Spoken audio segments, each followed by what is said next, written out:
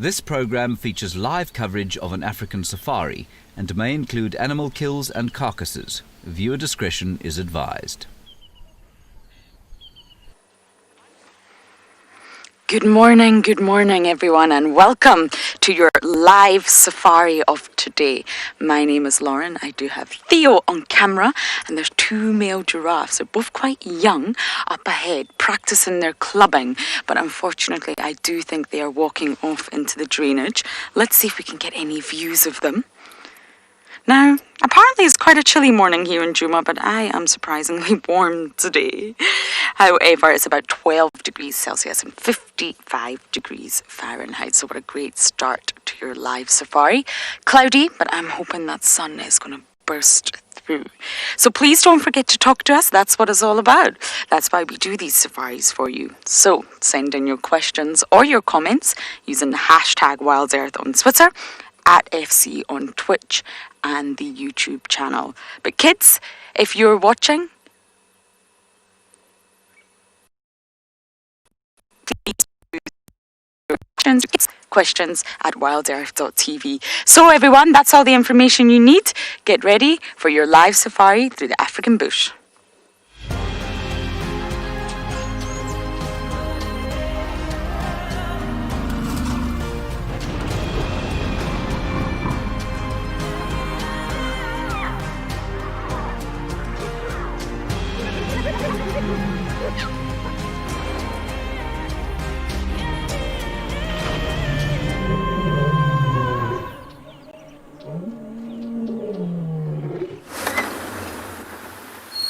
Good morning and welcome to this end of the Sunrise Safari. My name is James HENDRY. And on camera today, it's an enormous pleasure to be back on board with Craig the Batman with his incredibly fast thumb. Now, we are on our way towards the northwestern corner of Juma, where apparently there are some lions headed. Whether or not we'll find them, well, that's anyone's guess. We've seen some hyenas already this morning and some elephants. No, we haven't seen elephants. We saw some elephants last night and now their tracks are everywhere here. Please talk to us. You can do that using the hashtag WildEarth on Twitter. You can talk to us on the chat stream on Twitch or on YouTube. And if you are a youngster, you can also send us your questions to the email address kidsquestions@wildearth.tv. I don't think there are any other ways of sending us questions. There might be, but I do not know what they are. Thank you very much for your kind welcomes back. It's nice to be back in the bush. I have spent, 3 or 4 weeks in Johannesburg, and I swore when I left Johannesburg many years back that I would never spend another winter there. Well, I'm afraid I have been unable to fulfill that promise to myself, and so it is that I have chilblains on all of my digits because Johannesburg is ill-equipped to winter, nor are my lungs equipped to cope with the pollution of the high-felt winter. Anyway, it's lovely to be back here in the bush, where it's about 12 degrees or so. Right, we're going to go off towards the west and see if we can find some lions. James back. Oh yes, we've got two hyenas here. Good morning. I haven't quite identified them yet because I saw them from off in the distance, but they're smelling. I imagine they're smelling around for A, leopards, or B, any sign of delicious food. But that is one full belly. I'm not sure food is needed here. I wonder if they're heading to the den. I know the den's already been checked this morning and no one was present. But I wonder if that's where they're heading. That would be great news for us, so we could actually spend some time at the den.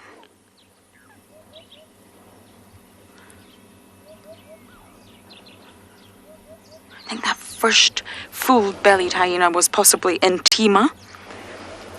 And the second one I've not got a good look at yet. Hey, but what's your vehicles on Juma? Sorry about that.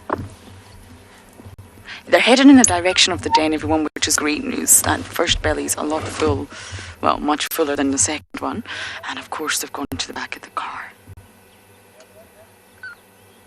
We're just on the edge of quarantine, so I think I'm going to follow them. We need a good active den sighting. We've not had that in a while. I've not seen Ribbon at the den in a while, actually. And of course, I want to check up on all the cubbies. Just make sure that everybody is alive and well.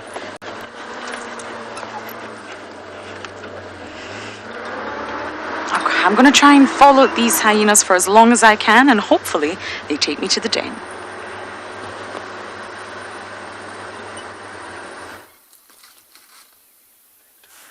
Here we have got an elephant. For those of you who are unaware of what an elephant looks like, I was one of those people actually. Craig said to me, "Oh, there's an elephant," and I couldn't see it because of course they are remarkably well hidden, being so enormous. It's a young bull. He's quite angular, this young bull. It's almost as if he's a bit skinny, like he's lacking in nutrition.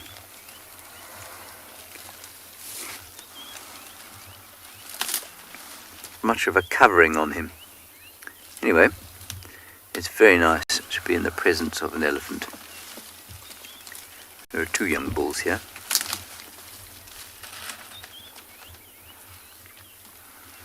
This guy gave us a bit of a look when we arrived. What seems to have calmed it down now. Although if you watch him carefully as he feeds, it's very non-committal feeding. Let's have a listen to him feeding.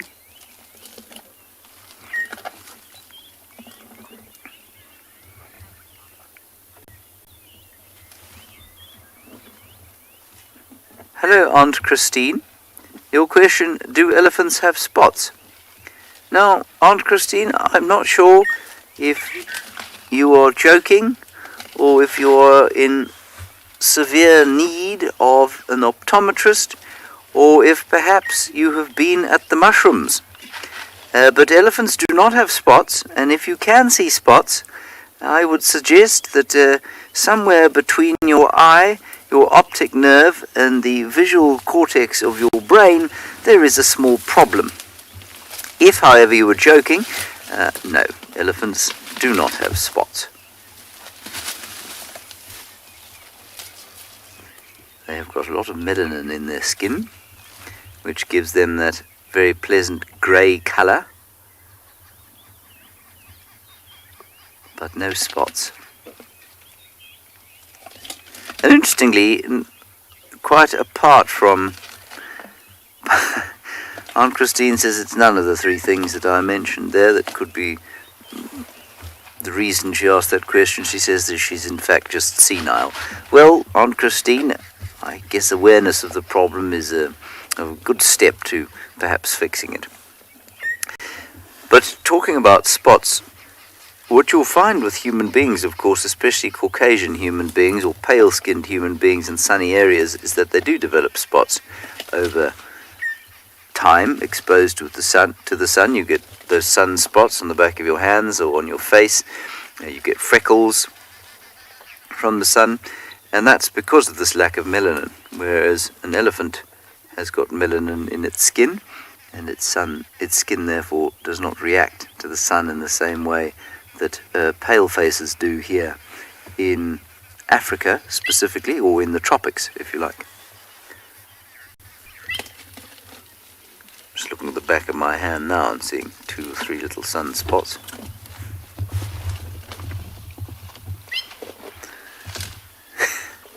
Great shot there, Craig. Nice one.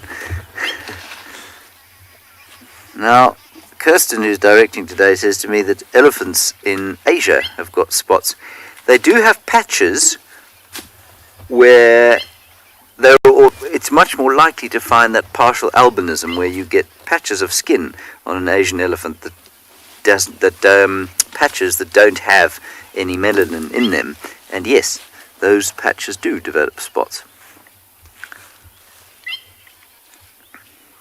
Thank you for that, my dear.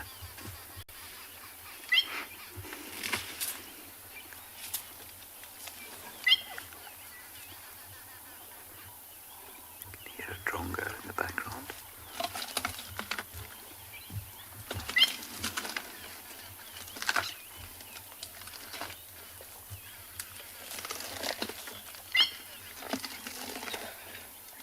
Lovely sound of feeding.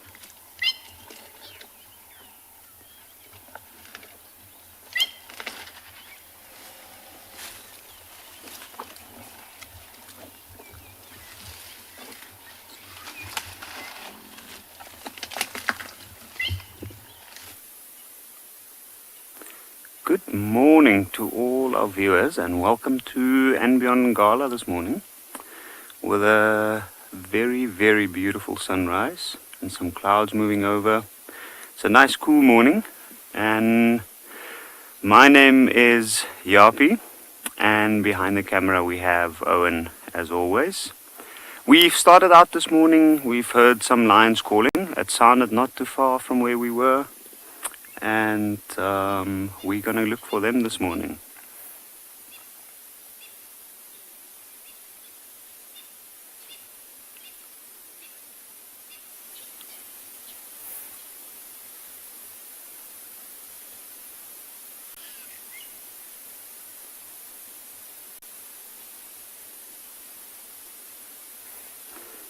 So with this beautiful sunrise, we're standing in a clearing at the moment where would be the best spot to listen to any sound that will travel.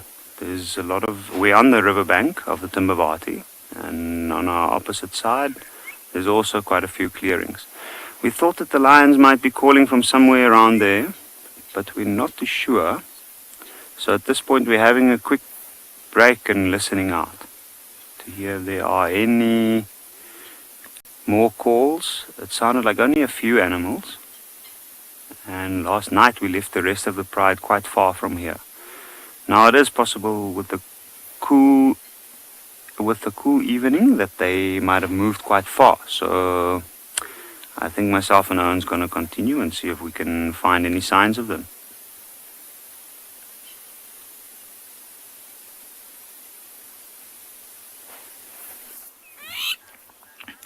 Well, we are having a good morning here with this crowned lapwing in Impala Plains, enjoying an excellent morning. It's cold. I'm not joking. It's really cold. But it's going to be a good morning. When the sun rises, it's going to get bright and clear. We're going to see all the things. My name is Mike. Behind the camera, we've got Gert again. He's back. And we are here at Ecotraining's Pridelands Conservancy. We're just sitting on this open plain to try and see if we can hear anything this morning. And we thought we might check in with our 2 crowned lapwing eggs to see how they're doing. And they are still, well, it's a great example of good camouflage. Look at that. The mother, very bright and colorful to distract any predator.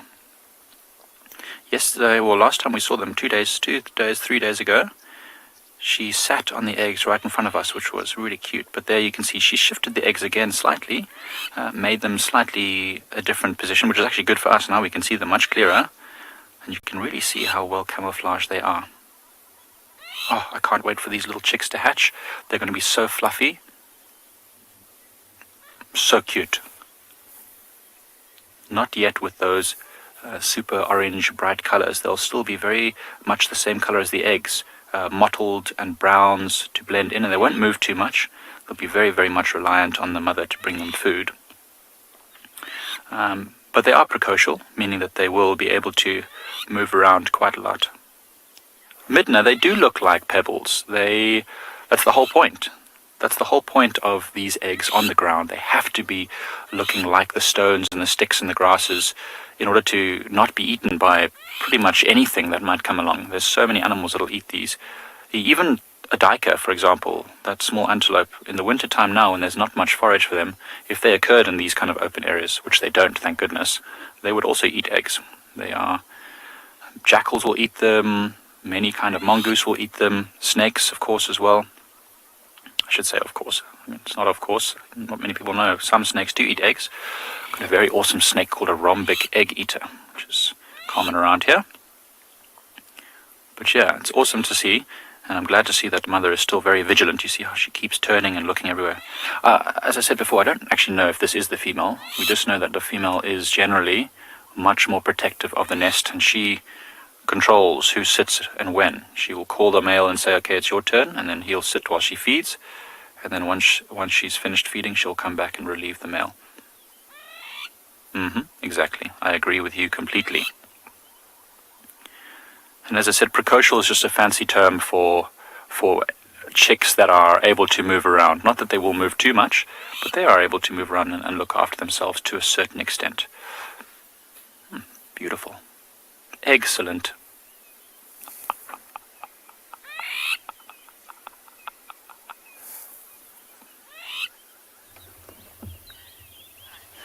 I thought that we'd found something a little more interesting than we actually have here, but it's still quite cool.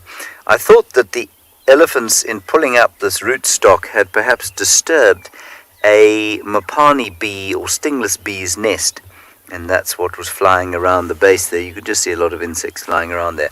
In actual fact, what it is the dung underneath that rootstock that is full of moisture, and it has attracted an enormous number of different kinds of flies.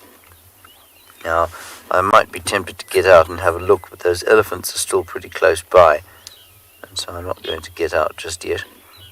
But there are lots of different kinds of flies, and they're flying around the dung, sitting on the rootstock, and also sitting on the dung, I suspect, largely for the moisture that it's offering. Obviously, there's some nutrition there as well, but it's also because there is water, which is very short on the ground. Yes, GM, it is artistic, isn't it? The elephants have made a beautiful artwork here of Combretum woodstock atop dung pile. I imagine that you'd probably find a art collector, brainless person with too much money, who would probably buy that and put it in their living room. There is a hyena. Hello, hyena. I don't know which hyena this is from our clan. It's the third one we've seen today. It's heading in the general direction of the den, so I wonder if Lauren won't have some luck down there a little bit later.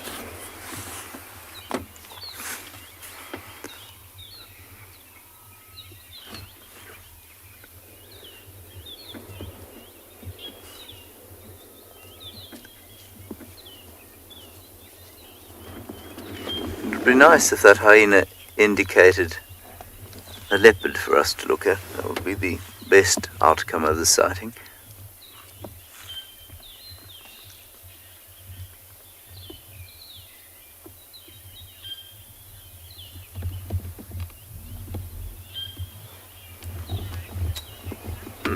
Thank you, Chris Rogue. You say that's Luca the hyena. That is from our Juma clan. Thank you very much for that. I'm not going to follow off-road after him. He doesn't seem to be in a great rush. He might be smelling something, but I think he's probably just going to carry on going. I'll just quickly check back here because he's going towards a termite mound. Let's see that there isn't something on the termite mound with spots and a golden pelage.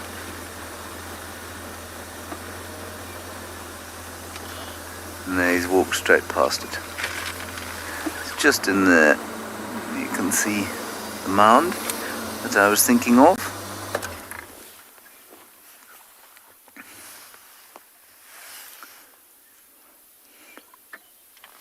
Right, on we go. I think we'll continue around towards the north and then head down the western boundary and see if we can pick up those lion tracks. Our elephants have gone off down into the bush there. I'll just show you an elephant's buttocks before we carry on. How's that? Usable?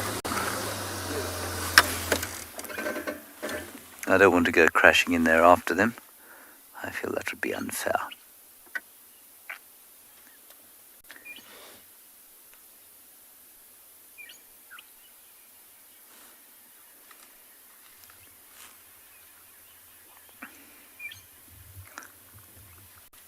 I've parked right close to this artwork now, and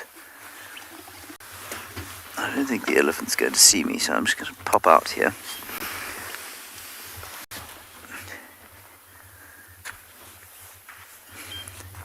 Craig, if they come barreling down this way, you will let me know, will you?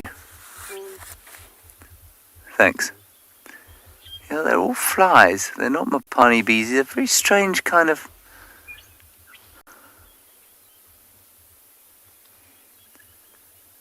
I think that there must have been a nest, perhaps, on this rootstock. Somewhere. And it would have been...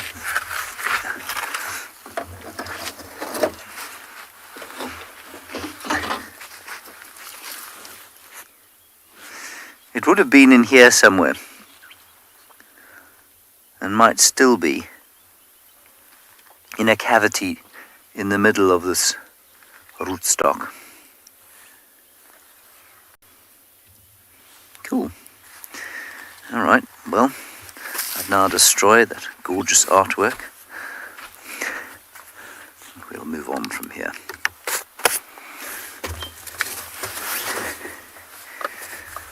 Ready, Craig? Good. Lauren apparently has managed to find some more elephant artworks.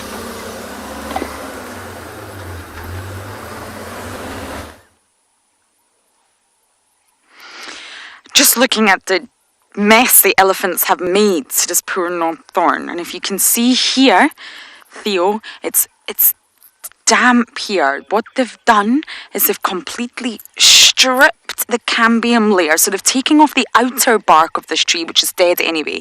They want the inner living tissue, which is actually very moist. And they've stripped this. You see the red? The red is the sort of from the tannins. And inside here's a cambium layer. So there's two separate layers of tissue running up and down the tree always. One is taking water from the roots up to the leaves. The other is taking nutrients from the leaves, like the sugars that have been made from photosynthesis, and sending it down to the roots. So there's a constant pathway, and that's what the elephants want. That's the delicious part of the tree that they've torn off, strip-barked it all. And I've just been on the road moving branches. Sorry, my game drive radio is going off. All of this. Now it does look very destructive, and essentially it is, but it is good for the ecosystem. If an ecosystem wasn't disrupted and there wasn't damage and there wasn't ecosystem engineers, then, well, lots of organisms would struggle to get access to the nutrients that come from these trees. So that's very important that elephants do that, but they have knocked over our Juma Research Camp sign, which is a huge cement block, and it used to stand like this. Now it's like this. They've pulled out all of this one's been completely uprooted. Look at that. Can you believe it? There's also nutrients in the roots. Any patrol-safe vehicles on Torchwood? Sorry, the game train's very busy this morning. Alan, I don't believe any trees are poisonous to elephants. So they'll have their preferred trees for sure. But I don't believe that there's any ones that are poisonous as such that I know of. And the fallen trees essentially provide browse for ground level smaller herbivores. So you can see this used to stand at quite a height, but now it's on the ground. So the browse from those trees will be available. I mean, in winter it's slightly different, but it also creates a microhabitat for, well, breeding, shelter, for ground creatures such as rodents, reptiles, small mammals, especially when the grass grows again in summer. And nutrients from these trees will therefore be recycled back into the soil. And this is a sort of circle of life out here. Nutrients must get back into the soil to be recycled. And fruit, any trees that contain fruit, which is not here, I'm afraid, the ground level mammals won't have access to that. It will only really be birds and those that can climb. So although it does look like a mess, it is a mess. I've been moving trees all morning. It is actually essential for the ecosystem. So elephants are ecosystem engineers. You also get the likes of the giant mole rat in Ethiopia. the main prey species of the Ethiopian wolf. They're also ecosystem engineers, but in a completely different way. So they dig, they tunnel, they make a network of burrows across the entire landscape, and they end up creating mounds. And what they do is they're moving parts of soil to another area, and this is helping in the nutrient recycling. It's moving nutrients from one area to the other. It's also very messy looking, but they're stirring up the soil. They're moving vegetation from one place to another, and that's actually really important for the Bali Mountains ecosystem in Ethiopia. So there's lots of different sort of species that can be ecosystem engineers, and here the elephants are definitely classified as that. Oh my goodness, it's just mess everywhere. Okay, well maybe if I bumble on forward, we'll actually find the culprits behind all of this mess.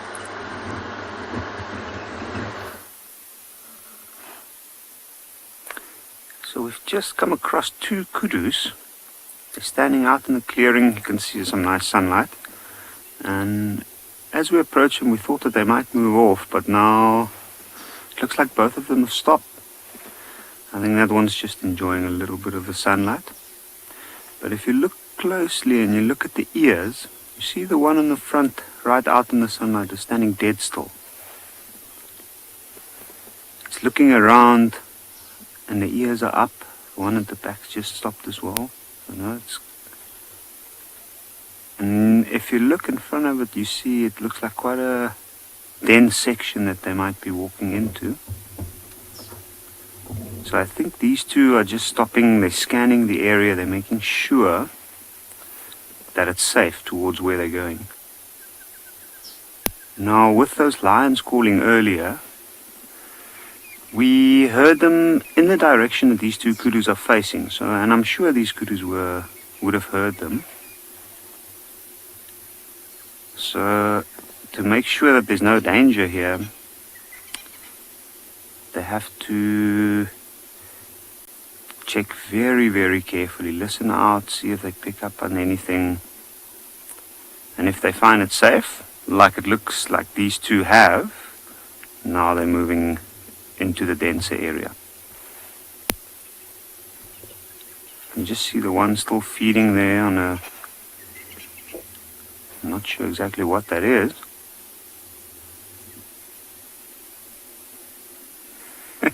Christy, that might be it. Yeah, kudus are quite smart that way.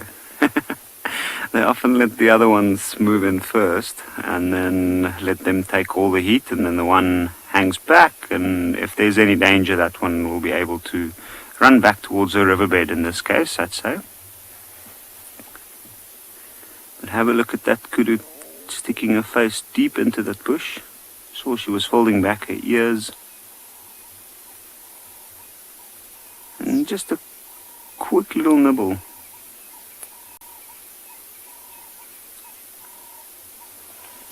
But now that's a good question. What is the difference between a kudu and a nyala? First of all, I'd say the size. Like this kudu, for instance, you can see we can hardly see her now and she's disappeared, but she is a lot bigger than the nyala. She's got longer legs, her neck slightly longer. And then the other difference is also the color. The kudu is a slightly more gray color, like a dull gray color, which helps them blend in, especially in the shade like this one, as you can basically just see the ears moving and the lips, some white markings on the lips. And that's basically what I'm seeing at this point. You can see she's eating very, very quickly. The other thing with kudu and nyala, I'd say the main difference is size and then the color as well. The female nyala is more of a ochre brown color, where the males tend to be quite dark, with looks like almost like they have yellow socks on. The lower part of the legs are almost the color of the grass with the sunlight on it that we see at the moment.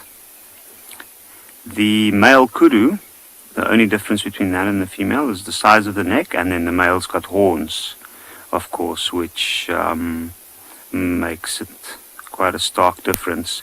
But in terms of color, it's pretty much the same as the female.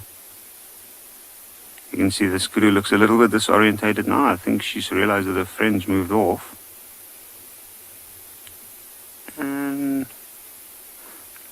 looks like she's heading into the same direction. Right, I think we'll leave these two kudu, and then we are going to continue to see if we can find any signs of those lions. It's not the culprit behind the mess out here, but it's still a very large mammal. We have a male giraffe, a very, very dark giraffe, which means a dominant male. The colour of the patches relates directly to dominance, status in male giraffes. And one thing I've noticed the past few days, we're seeing a lot of giraffes, and some of their skin is not looking good. Craig and I saw one yesterday, but it wasn't very obliging for the camera. It had lots of patches on its skin. It almost looked like mange. I can't see what this patch is, I'm afraid, but the papilloma virus, sometimes called PV, is very closely related to herpes, and it's actually quite prevalent in giraffes. Now, the virus is transmitted differently across different species, but giraffes seem to be quite heavily affected by it. And it starts with a wart on the skin of giraffe, and this wart can actually be very, very irritating.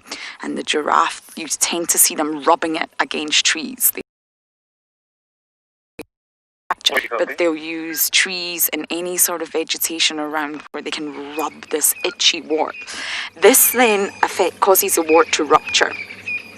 And a ruptured wart can get very, very easily infected.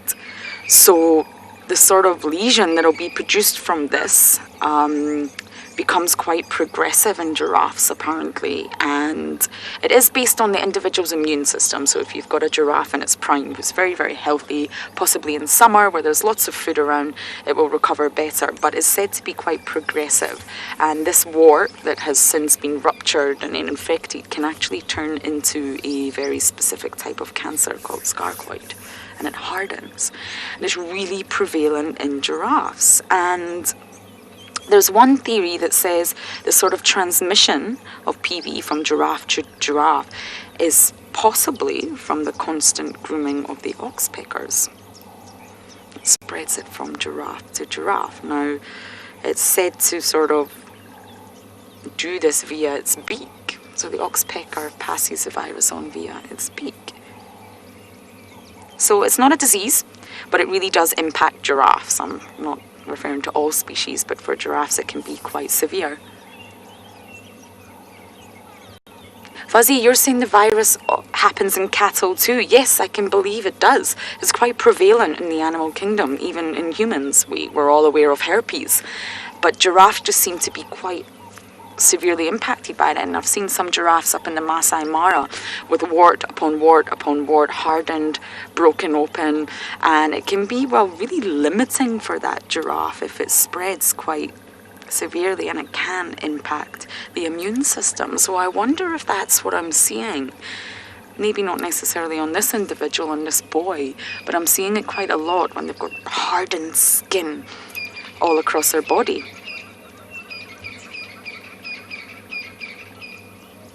Okay, this is a virus, so it's not a disease that I'm actually referring to at this point in time. But as for diseases, I'm actually not sure what giraffes are particularly prone to.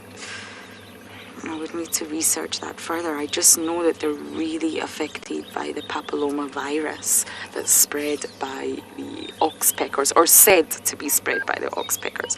But as for diseases, I'm actually not sure. I will check that out for you and see what we can come up with.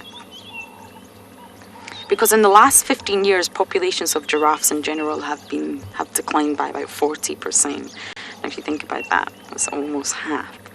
So giraffes are listed as vulnerable, but on the IUCN website, it just classifies giraffe as one species, but there's actually 4 separate species of giraffe. Now, I hope I get this right. You've got the southern giraffe, the Maasai giraffe, the northern giraffe, and the reticulated giraffe.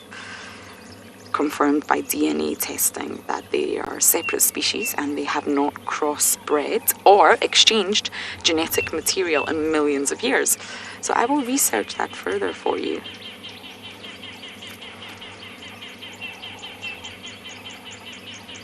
I believe there's a giraffe skin disease. and that can also cause sort of I hate this word, but crusty lesions on the legs of giraffes. Maasai giraffes in particular is quite prominent. I think that was what I also used to see up in the Masai Mara. So there's one answer to your question, giraffe skin disease. And it's really visible. You can see it when giraffes are passing. This boy looks relatively healthy. Older boys will be scarred. They will have patches of hair loss. That's normal. But it's when you see these large sort of accumulation of hardened lesions that's slightly worrying, and it can affect them. When they get infected themselves, it will completely impact that immune system.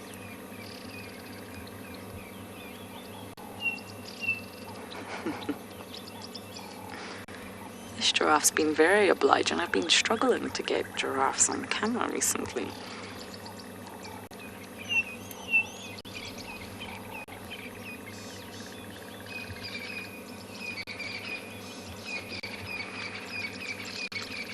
Some of you are discussing the species of giraffes, I think. Was that correct, Kirsten? I believe the recent paper classifies the giraffe species as 4. And I think I can find this paper for you. Maybe in a little bit later I can. I know there's subspecies.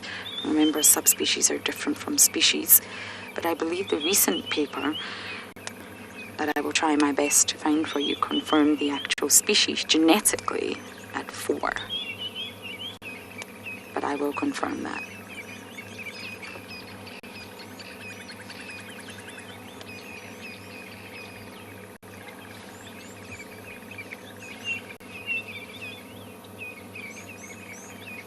Indigo Girl, you're saying it's confirmed at 4. Yes, I think that's right.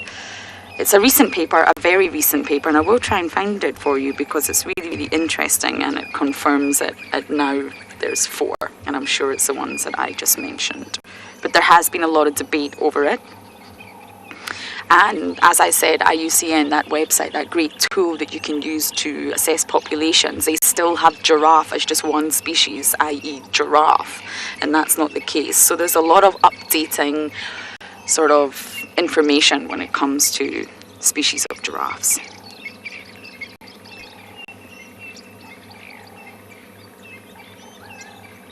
And I think there's somewhere between 7 and 9 subspecies.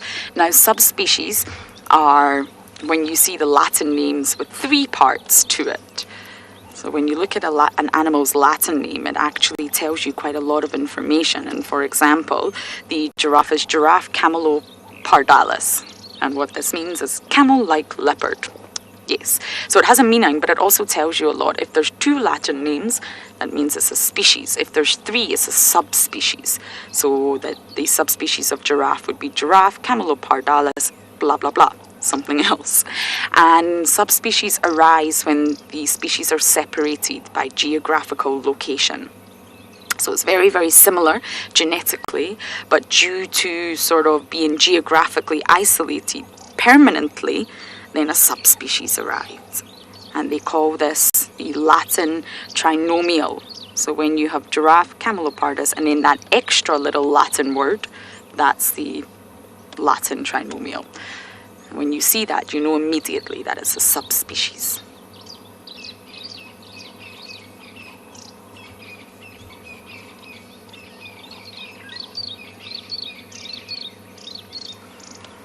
What a wonderful morning sighting of this giraffe. So we're going to continue bumbling south and see what else we can find.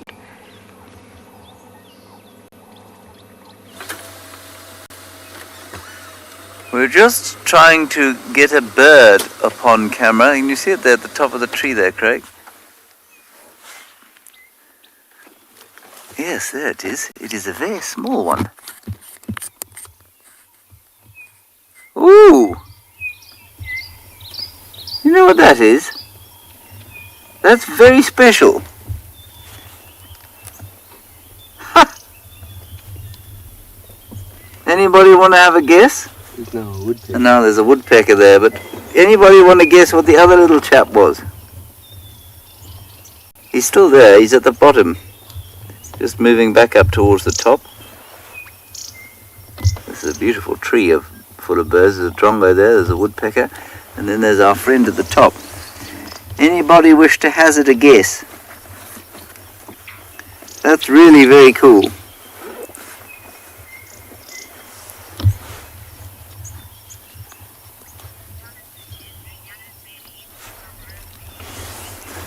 I don't know why I didn't get that, but I heard it through Craig's comms. Just try that again, Kirsten.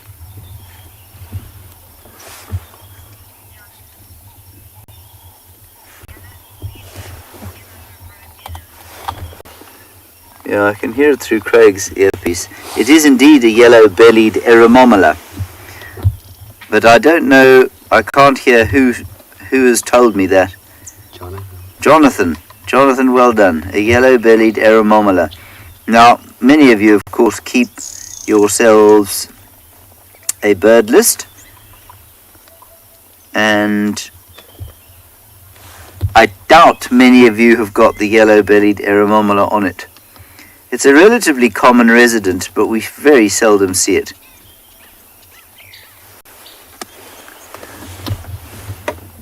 What's gone on with my radio? Why it's decided to cease working. Anyway, that's really, really nice. A yellow-bellied eremomola.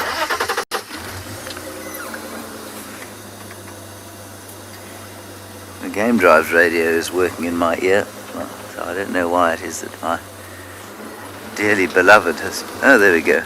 I've got her back now. And there's another bird in here, Craig. It's just landed right on the ground. Lisa, it is. It's a mouthful of a name for a bird, especially such a small bird. An eremomola. There it goes. Now, this is the other bird that I thought it was initially. That is the long-billed crombeck. And now it's flown off. There are a lot of birds around here. I suspect there'll be a southern black tit somewhere leading the bird party. There's a drongo sitting on that branch there.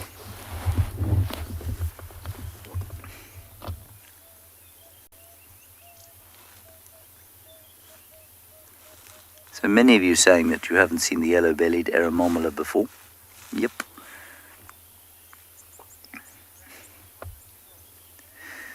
Well, I think I'll just sit here and see if there are any other interesting species around.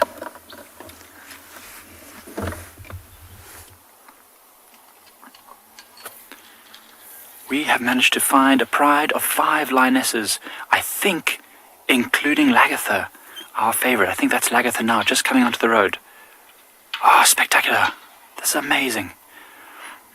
They came in somewhere from the western part of the reserve, northwestern part, and they're moving through. They've eaten, they've got pink on their faces, and some of them have got quite full bellies, so they've caught something and eaten it this morning. I don't know what, it must have been something small because they don't all look full, but wow, incredible to see.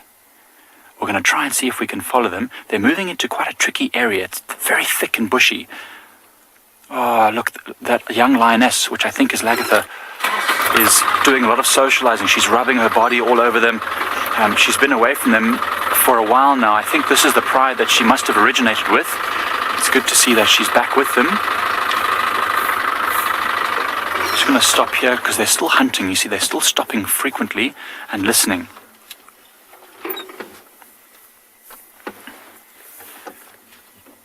Look how they move through the grass, sleek, powerful. I'm so glad to see that there are other lions moving onto pride lands, or they've moved a bit further into the block now.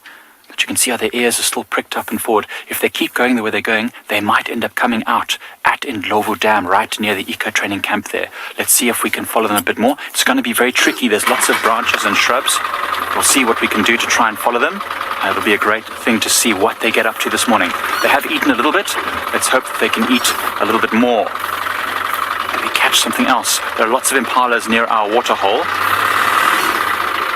All right. Let's see what we can do. As you see, Pridelands has had a lot of time without elephants, so it's thick at the moment. It's very thick and very difficult to get through. What I'm actually going to do is try and go around the block. So we're going to lose them for a little while, but we'll try and see if we can find them again. There's another vehicle helping us here. So I'm just going to let him know that, yeah, they've gone in there, that we're going to go around to try and see if we can catch them on the other side. How exciting is this? We're just saying now, I think Gert's brought the lion luck, because we hadn't seen a lion, a pride of lions, for a couple of weeks now on Prideland. So hopefully we're going to get around this block and find them again. Who is the cameraman? We have left our little bird party, having seen a black-backed black-backed puffback, and not found anything else except what I'm going to show you now, which is another bird, a very pretty bird, and I feel, although they're as common as you like, it is very pleasant to look at them, especially as they turn their backs to the rising sun. Can you see it there, Craig? It's just at the edge of this. Yeah, you're in the middle of frame there, I think. There we are. Oh, James Richard, you know the nemesis that trouble my life, and of course my greatest nemesis on the bird front is the green-winged Pytilia. I shall attempt to find you a green-winged Pytilia, James, but as you well know, it may well result in seasickness, because the camera will be forced to leap around and jerk about in some thick bush. But I will try and find you a green-winged Pytilia. That is the lilac-breasted roller, everyone. We are now heading towards the eastern side, or central eastern side of Djuma. MJ, you say you're down for birding? Well, if I find any interesting birds today, I shall stop for them without doubt.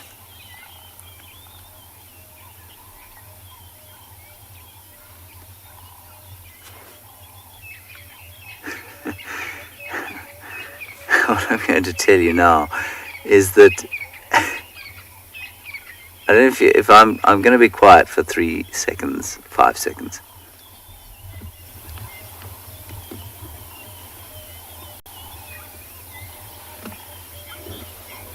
You may just be able to hear the sort of like a flock of birds calling.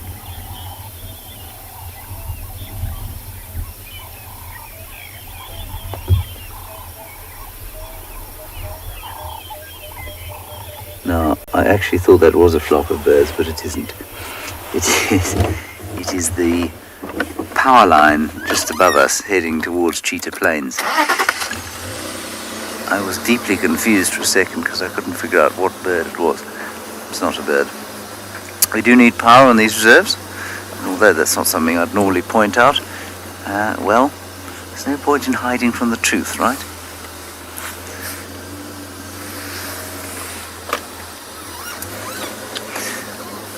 Continue along the southern boundary here. See if anything pops up.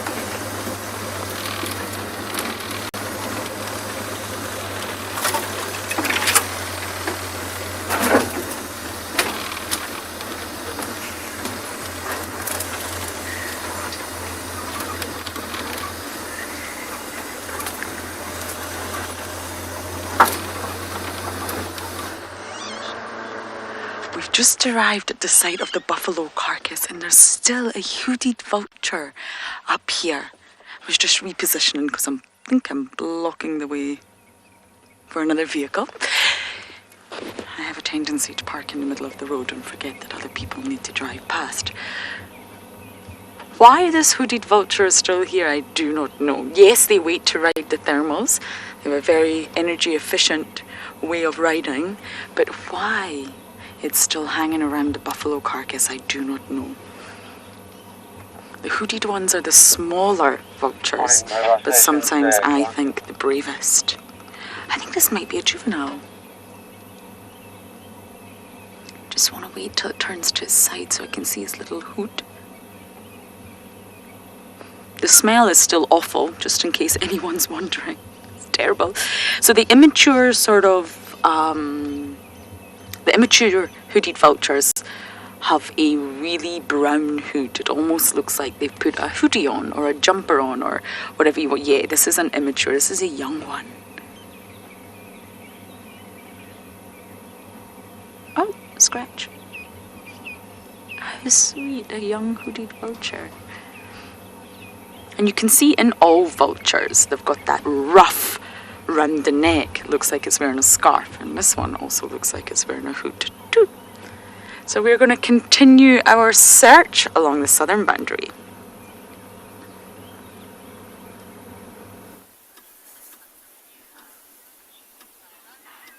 So these lionesses are now looking towards Ndlovu Dam and our camp. I think there's still a little bit of activity around the camp. You see those lionesses looking forward.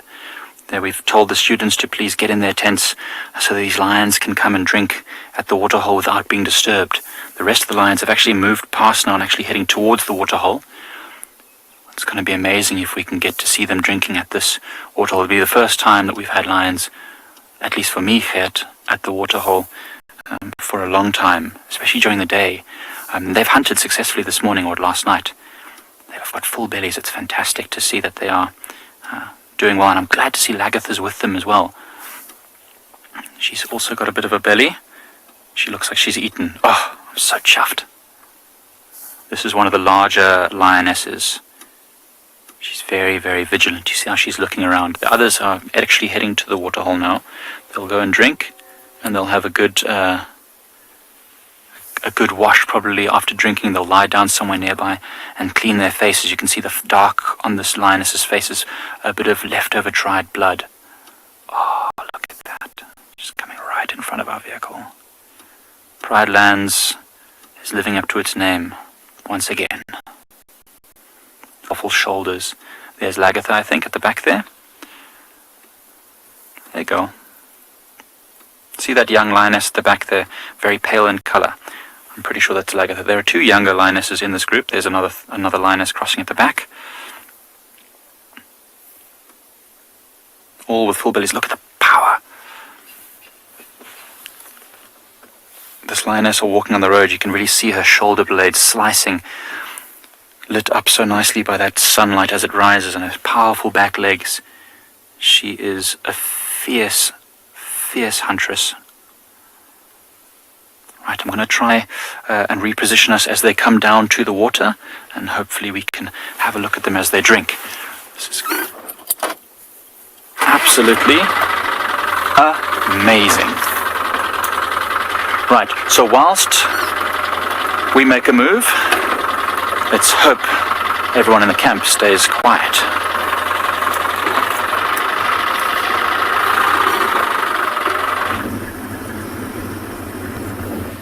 So we are still looking for those lions, and at this point we have had tracks and then we've lost the tracks, but now we've just heard them calling in a direction that we're heading towards. It sounds like they called somewhere around the big clearings further away from the Timbavati riverbed. The tracks we had earlier was only tracks of what looked like one female with tiny youngsters, and then we also had tracks of two males. So the trackers have just told me that they heard baboons calling, and we're going to head there to see if we might get lucky with any further signs there.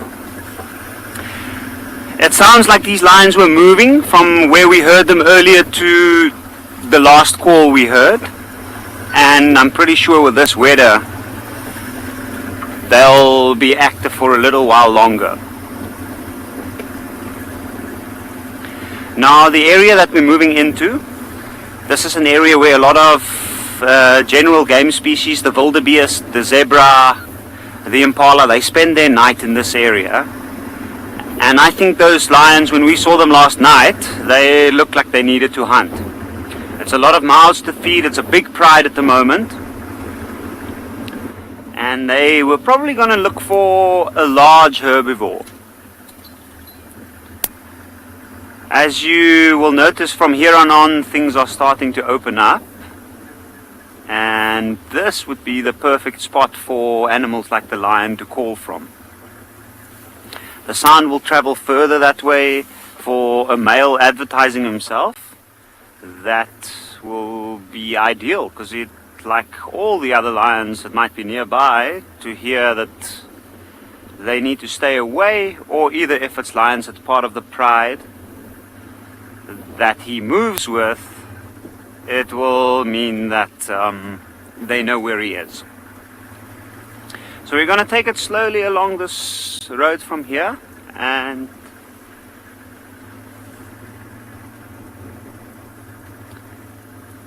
FJ, which months are at winter in South Africa? We are pretty much coming towards the end of our winter now.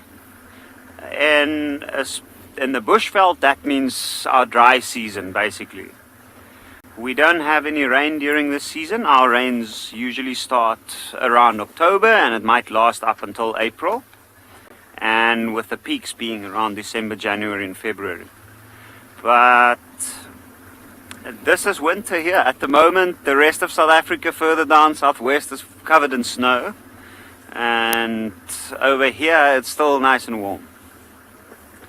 But so winter, normally I'd say from about May up until the end of August. And then from there spring, and then summertime would be anything from October onwards up until March.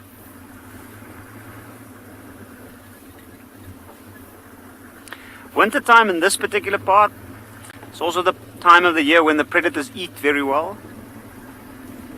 They're in good condition, and hopefully if we get to find those lions this morning, you might get to see that. And summertime, often they struggle a little bit more.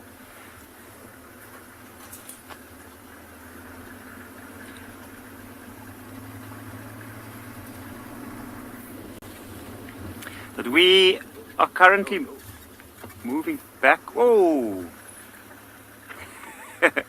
a nice big male giraffe.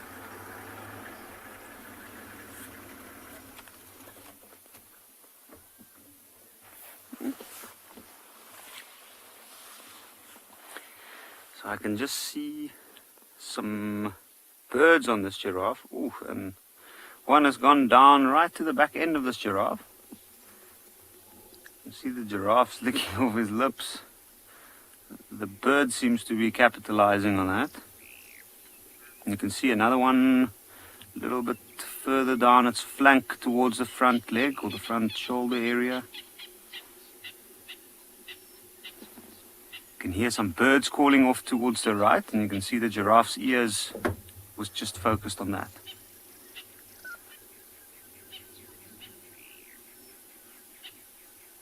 He's standing dead still at the moment and staring around. It looks like he's just checking out the area. I think this giraffe might be looking for some of the others that might be in this area. But I think we'll leave him for now as he moves closer towards the riverbed.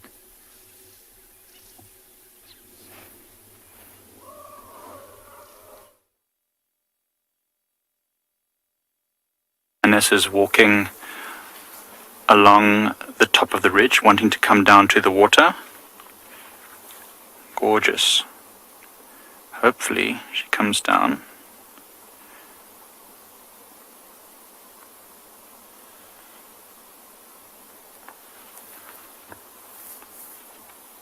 There's two lions there now. See how they're looking down towards the water. So there are still people in our camp. You know, students have arrived at the camp, so and they are a little nervous. But one of them was drinking a moment ago, so they will come down. They often drink after hunting. Now they've moved all the way from near Leopard Dam down towards here in Lovo Dam, and you can see one of them's got, well, they've both got food in their bellies. Not full, but enough to keep them going for a little while. Oh, she's going to come down. There's Lagatha. I'm pretty sure that's Lagatha. She looks a bit smaller. From this distance it's difficult to tell, but she definitely looks smaller than the other lions.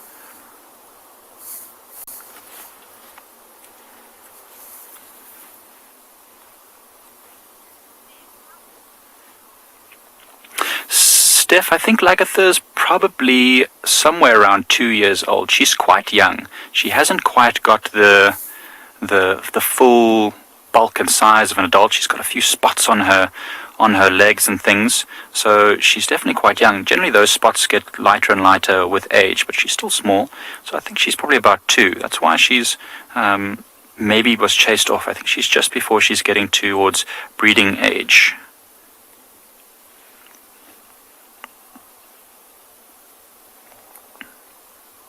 I think that's maybe why she was moved out of the pride. Maybe bigger males came along and took over the pride, and she was too young maybe to mate, and so she was chased off until she's at mating age, because she might be offspring from a different line, and so just pushed off by the male. See how they're drinking just behind a little thicket there, just to be a little bit more secretive.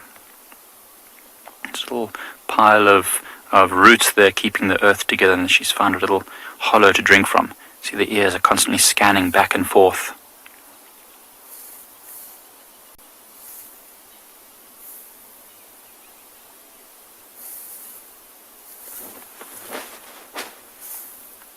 See how they sit at the top of the dam as well and just listen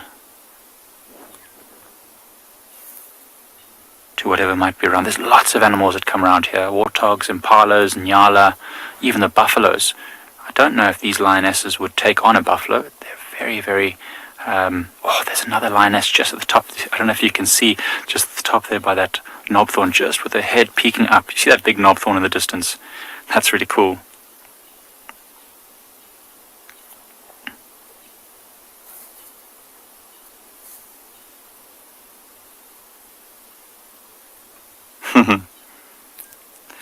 Just looking, so I'm just trying to see. This one also could be Lagatha. It's so difficult to tell from this distance. We're on the other side of the dam,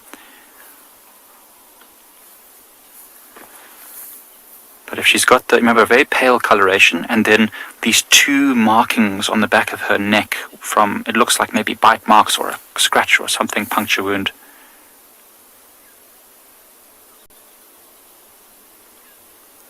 These lionesses are now up and looking actually towards behind our vehicle.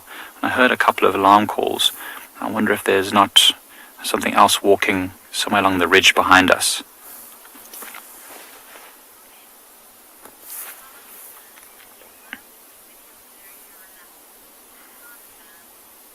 Hosanna fan? The lions make you feel relaxed. It's good to have predators like this around the camps. It makes me feel more alive.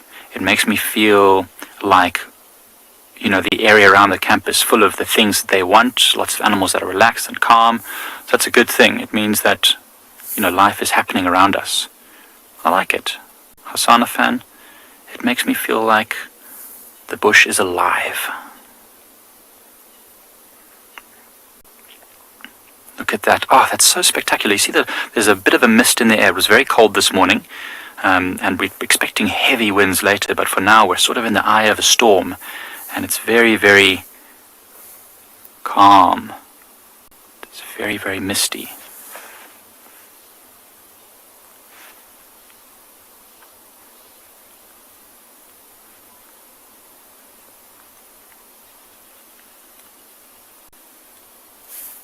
Oh, and they're starting to move off now, back where they came, maybe just to see that other lioness who's a bit nervous to come over, which might well be Lagatha. I'm not sure yet which one's Lagatha at this distance. There's 2 young lionesses. Could be the one walking behind these 2 large ones. Could be that one who looks a little bit nervous to come over the bank.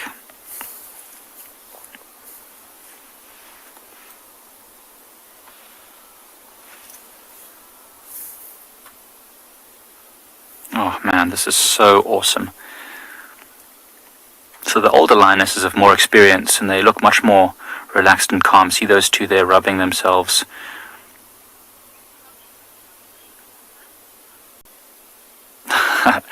David, thank you so much. I really appreciate it. This morning has worked out well for Gert and I. It's just, sometimes you think the bush kind of rewards you for many days of sort of hard work out there. You're looking for the animals, and just every now and again it just works out perfectly for you. And that backlight with these lions sunning themselves, looking relaxed at this dam. Oh,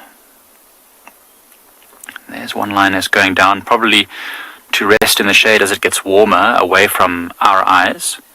There's one of the young lionesses which has got blood on its face, and there's what I think is Lagatha on the left of the screen.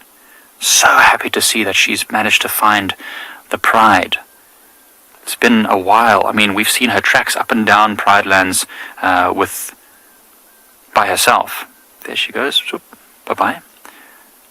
And we were getting a bit worried because yesterday when Seb and I saw her, she looked kind of slender, like she hadn't eaten in a few days. But now it looks like she's eaten, and she's hopefully going to stick around with this pride, and the pride is hopefully going to stick around. But there they disappear. Beautiful.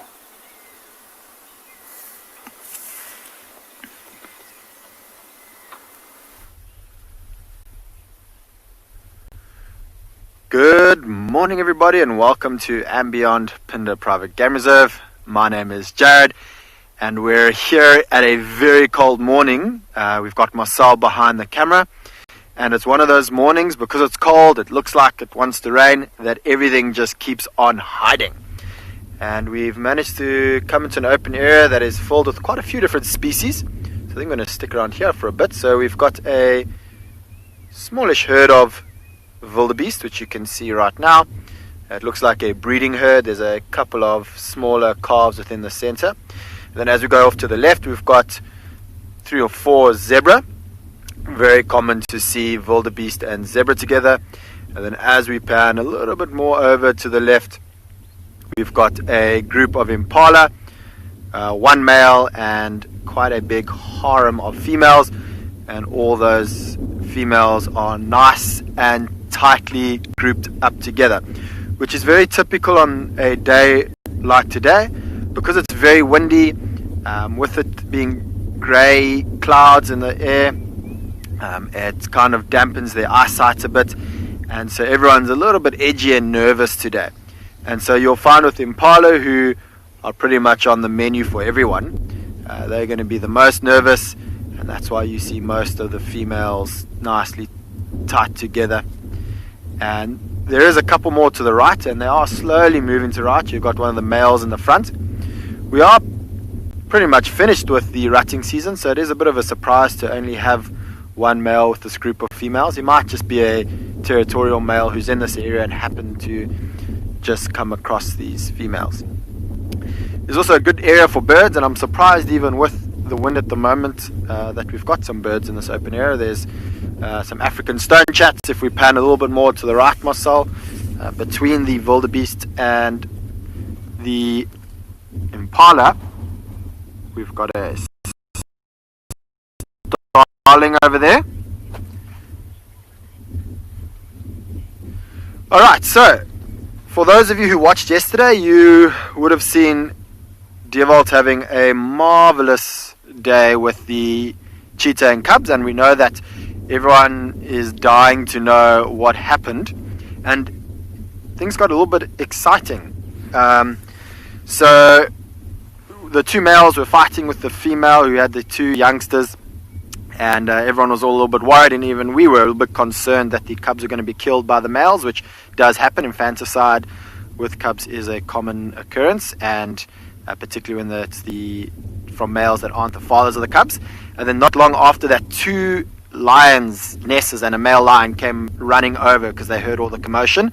But fortunately, everyone, you can be happy. It's a good day because all those cubs seem to be fine. Unfortunately, we are a little bit far away from that area. We did want to go check up on them today, but with the promise of rain in the skies, we didn't want to drive all the way there. But if it seems like it's going to settle, we will go check up on them again today. But as far as we know from last night, the female and her 2 cubs went off into a completely different direction to the 2 males. The males were seen late last night moving away from that area, as well as the lions. So cubs are all safe, mother's safe. And I think the only ones that have to really worry today are the zebra, wildebeest and impala, because this is the perfect hunting weather for predators. Good wind with the grey skies, it's just easier for them to be able to stalk. So I'm going to circle this area and see if there's any predators around here. This really seems to be the only area that I've managed to find any animals, so hopefully that means there's some larger animals around. From what is a distinctly cold morning out here at Swala Kalahari. I am freezing my nads off. It is ice cold out here. There is a breeze blowing, not a strong breeze, but it is blowing nonetheless, and the temperature has just been going down and down and down the whole night. I did not expect this, and that was a schoolboy error. I didn't check the weather forecast, but anyway, it is fantastic having you with David on camera and myself, Dylan. It's going to be a great day out here. I already know it. I have got something so exciting for you this morning. I don't know if we're going to get them, but remember we were looking for those goshawks yesterday? Well, we kind of like narrowed that search area down now, and I'm hoping we're going to get the nest for you this morning. I don't know.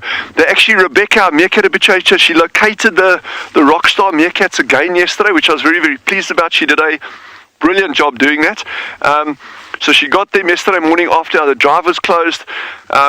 But then what happened late yesterday afternoon, she actually got a whole interaction between one of these goshawks and the meerkat colony, the meerkat group, the rock stars. She couldn't see that they actually caught anyone, or that the goshawk caught them, so I don't think there was any issues there, but that group did split and she can't find them yet again, but she is working on that. But what it means, is that they are hunting in a very, very specific area. Remember, those of you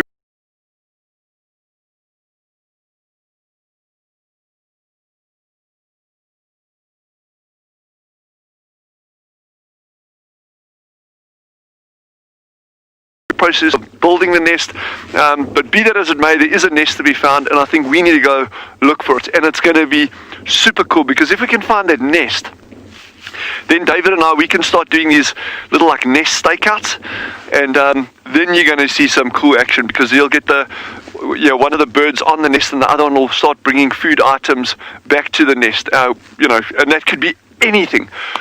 So let's see what's out there.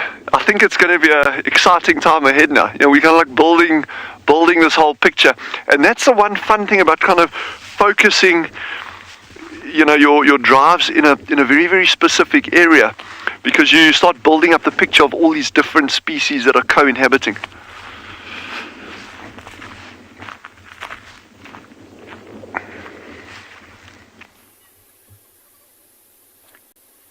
So, as Dylan was saying, creatures in certain areas.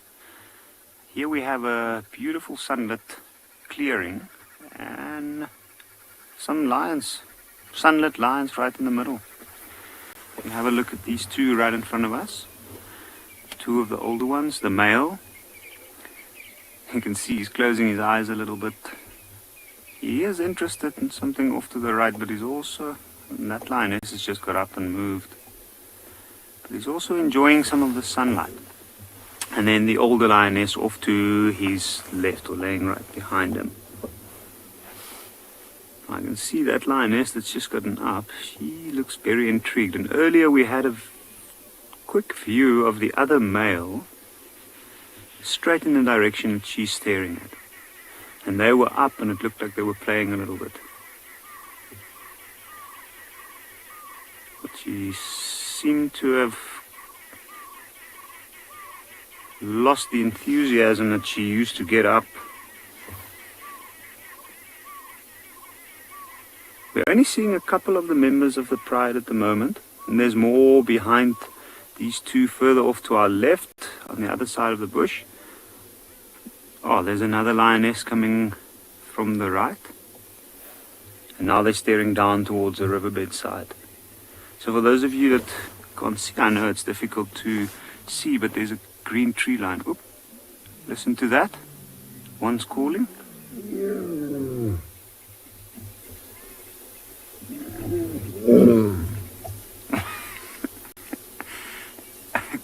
called and stopped. I like this male lion. What I like most about him is the fact that he sometimes just starts something off quite quickly and then just leaves it. I think I'm going to move around a little bit to see what's happening there.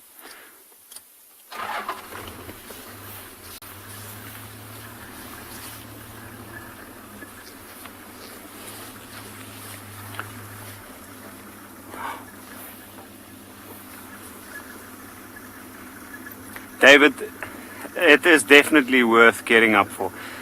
And just have a look at this scene, how it's quickly changed from laying down to lions with two tiny little cubs off to our right.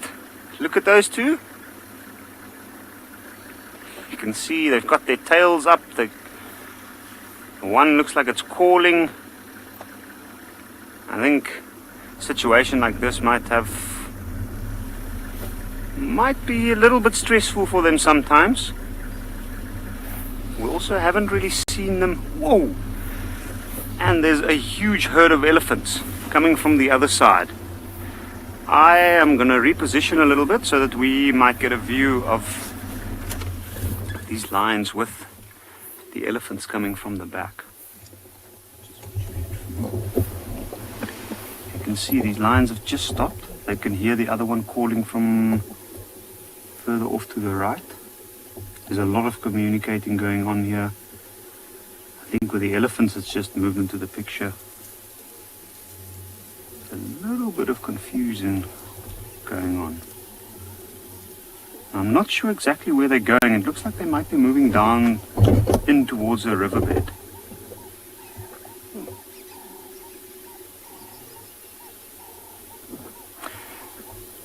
Sandra, that is a good question. Now, I know that there has been some research done on that, on whether cubs from the same litter can have different fathers, and specifically on domestic cats. I know it has been proven.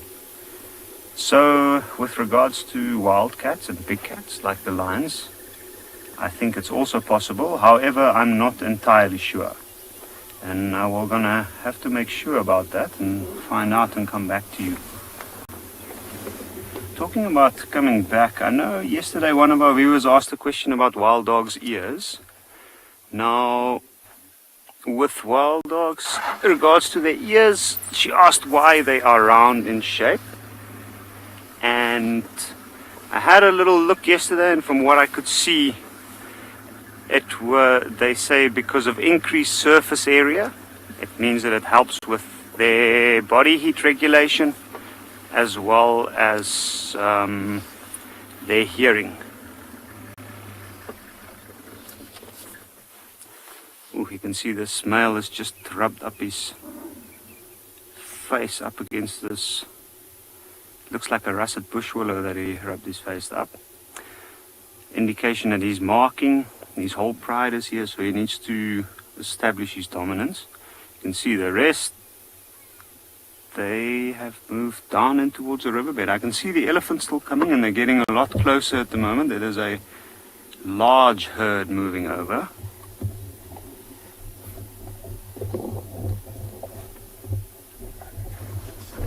Okay, here they come.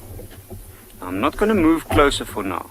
Where those lions have gone, unfortunately, is extremely dense in there. And for me to move into that area with this large herd of elephants, there's baby elephants as well. You can hear the lions calling. If I had to go move in there, and these elephants come across the lions, then I would be in the wrong place at the wrong time for sure. Have a look, it looks like we're going straight towards where those lions are.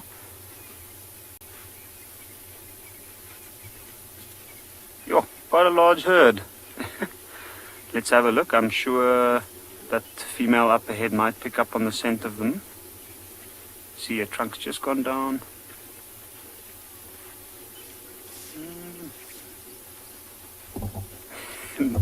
How amazing, that small little elephant. Shame. This might be, I'm sure it's not its first encounter with lions nearby, but that little thing could not be in a safer place at this moment, even though the whole pride of lions with 2 big males is down in that riverbed. I can see one of the females at the back has just stopped, and she's sniffing the grass over there. Let's have a look and see what she does.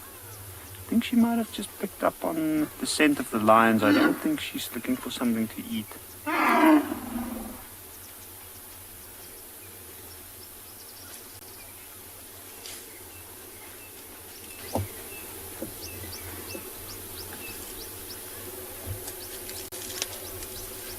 At the same time, I can also hear another lion calling from far towards our east.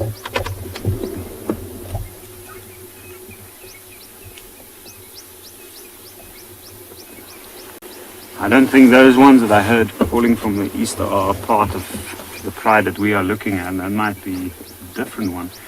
But these elephants, what's amazing is they are literally just passing through. I'm sure they picked up on the smell of the lions, but now some of them have stopped. Looks like they've started to feed straight up ahead from us where it's a little bit denser. I can see there's one moving off to the left with a younger one. No, that one's also turned. I think this might be a brief stop just to feed a little bit in the shade. Karen, 23 elephants. That's a decent sized herd, I think. There might be more than 23. I didn't count them myself at the moment. Like, the situation is, there's quite a lot happening, and I didn't focus on the numbers itself. But I'm sure there's at least 23 elephants. And the herds we see in this part, they vary in size. They can be anything from only a few elephants to more than 30. Oh, there's a very upset young little one coming from over on the left. And he came right from that dry riverbed.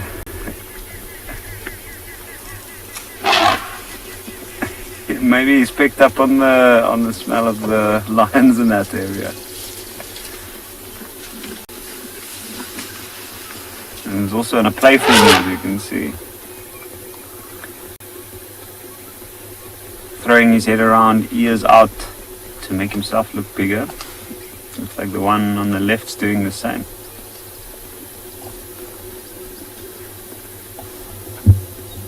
Now, if I'm not mistaken, both of those little ones at the back are young males. And as most young schoolboys do, they usually hang around at the back and they move in their own little groups. At the age that they are, they become a little bit more adventurous and a lot more playful. You can see the rest of the herds just moving off slowly and steadily towards the riverbed side. Well, these two are playing around at the back, but they're still trying to keep up. How amazing is that? I see the other male lioness just walk past us as well. He's also heading down towards the riverbed, which I think we're also going to head to see if we can try and relocate them.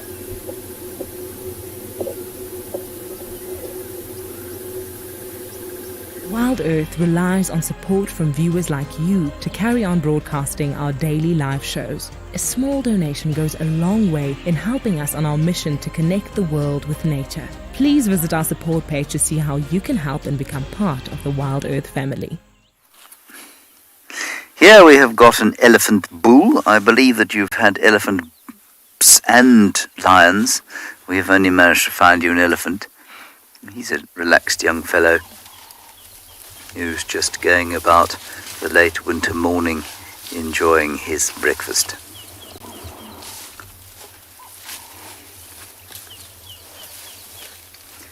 We're into that very lovely time of the year where the expectation of spring is in the air.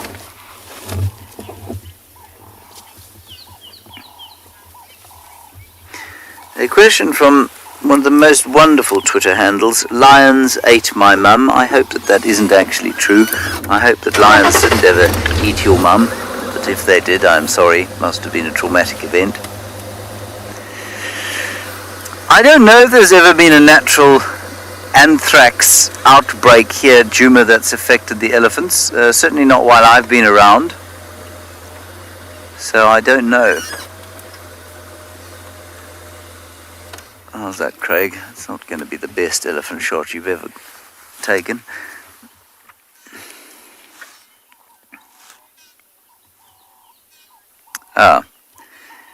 Now, I think you're talking about or comparing it with the confusing state of affairs in Botswana where all those elephants have died. Now, I was sent a paper yesterday, actually, that I haven't managed to read just yet on that situation. And just to keep those of you, or bring those of you who don't know what I'm talking about up to speed, I think it's something like 350 to 400 elephants have just dropped dead around an area in Botswana. And initially poisoning was suspected, but no other animals died, and there was a whole lot of sort of conspiracy theories about government cover-ups, and maybe there were some government cover-ups. Anyway, it would seem that there is some kind of disease at play.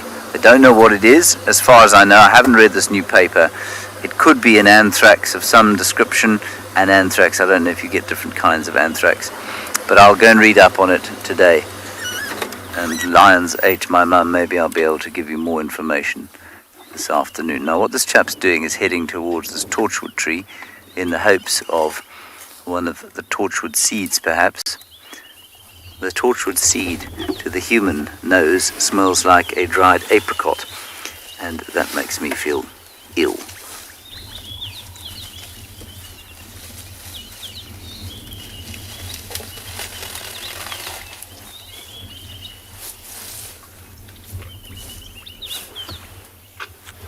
Yes, here we go. To give it a bit of a shake. In the hopes that a seed falls. Reike, elephants don't always destroy the trees.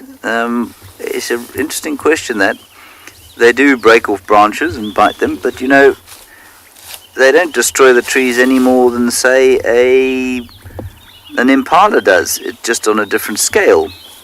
And in this particular area, the trees have evolved to cope with being fed upon by elephants in the same way that the trees have evolved to being fed upon by other browsers in other parts of the world where there aren't elephants. And so, yes, they do to our human eyes.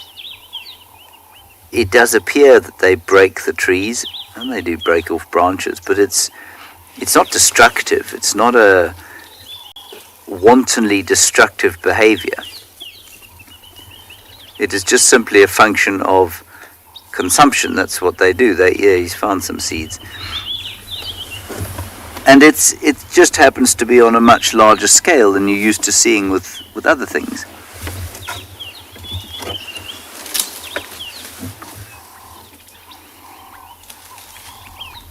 And it's important to understand that, because there is this impression created that elephants are destructive and that they will destroy an area and they push over big trees. And yes, they do from time to time, but they've been doing it forever and ever. And so the environments in which they exist are often filled with trees that can cope with it. And it's just our human eyes that don't like the sight of big trees being pushed over. It gives us the impression that the elephants are in some way doing something they shouldn't be, or that they are damaging the environment in a way that they shouldn't be. And in a big open system like the Greater Kruger, which is where we are, you know, it's going to happen. And it has done for millennia. It's a different story on an enclosed reserve, for example. A place like Pinda, they're very careful about their elephants. They monitor and research how many they have and their effect on the vegetation all the time.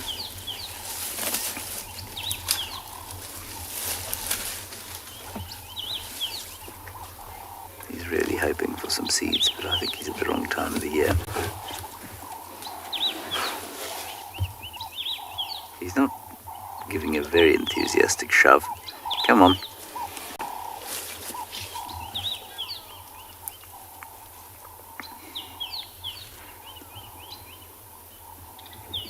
First time I saw this behavior was in Botswana, with the big palm trees that they have there. And every night all I could hear was bah, bah, bah. The elephants hit the trees and the palm nuts came down. I'm just going to roll forward a bit. Let's see if we can get a slightly better view of him.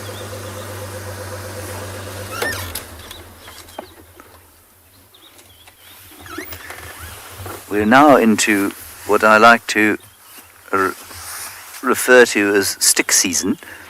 So there are a lot of sticks in just about every shot.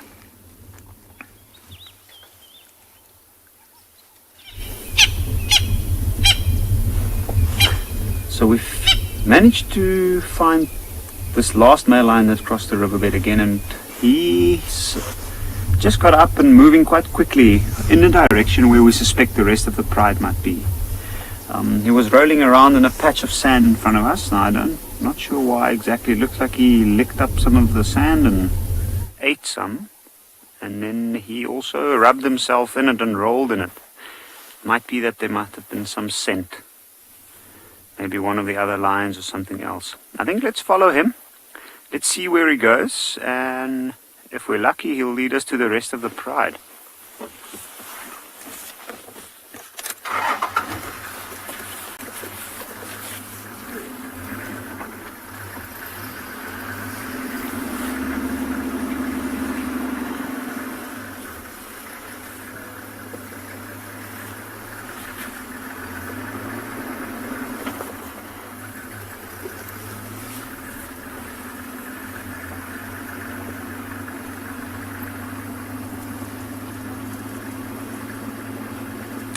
So myself and Ern's going to try catch up with these lions and see where this lion is moving to. Our elephant is still trying to find himself some little apricot flavoured treats. Again, let me just sneak forward so that there are fewer sticks. There we are. Oh, it's almost a clear picture, Craig. There are only about 4 tons of sticks between us and him now.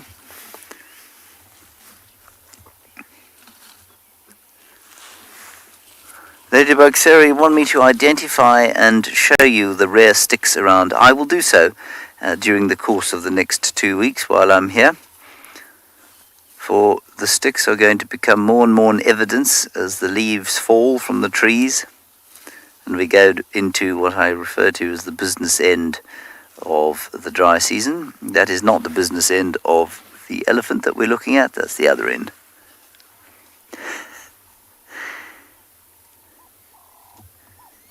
I mean, that's almost like he's done it on purpose, isn't it?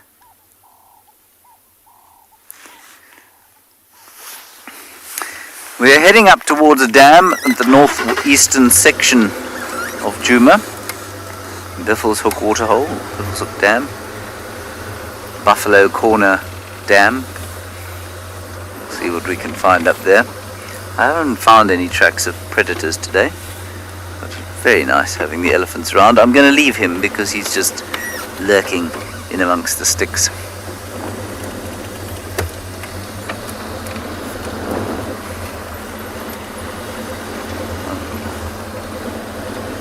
So we'll head up towards the water.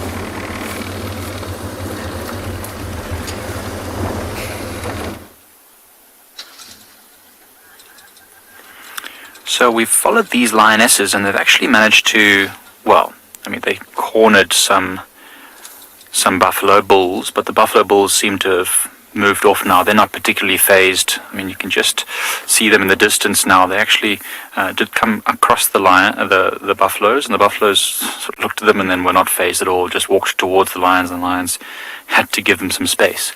It's interesting. You know, these lions have got full bellies. It's unusual to think that they would actually even consider hunting some buffalo. And I don't think they're seriously considering it. I think it's more just instinct telling them that it's an animal, something they could hunt. Listen for a moment. I feel like one of them is contact calling. Yes, very low call. Just listen.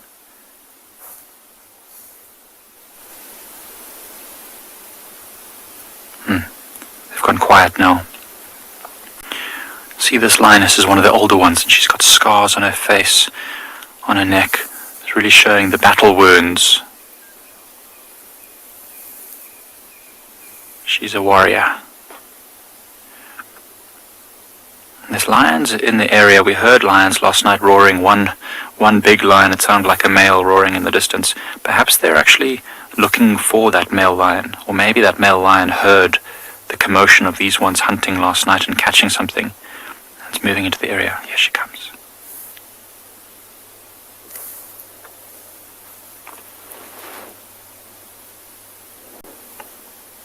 I don't know if this is one of the older lionesses. This actually might be Lagatha. It's hard to tell the size of a lion when they're not next to each other, but this one's got dark marks on its neck, just like Lagatha had. I can't tell. No, I don't think so. The ears look too torn. Yeah, no.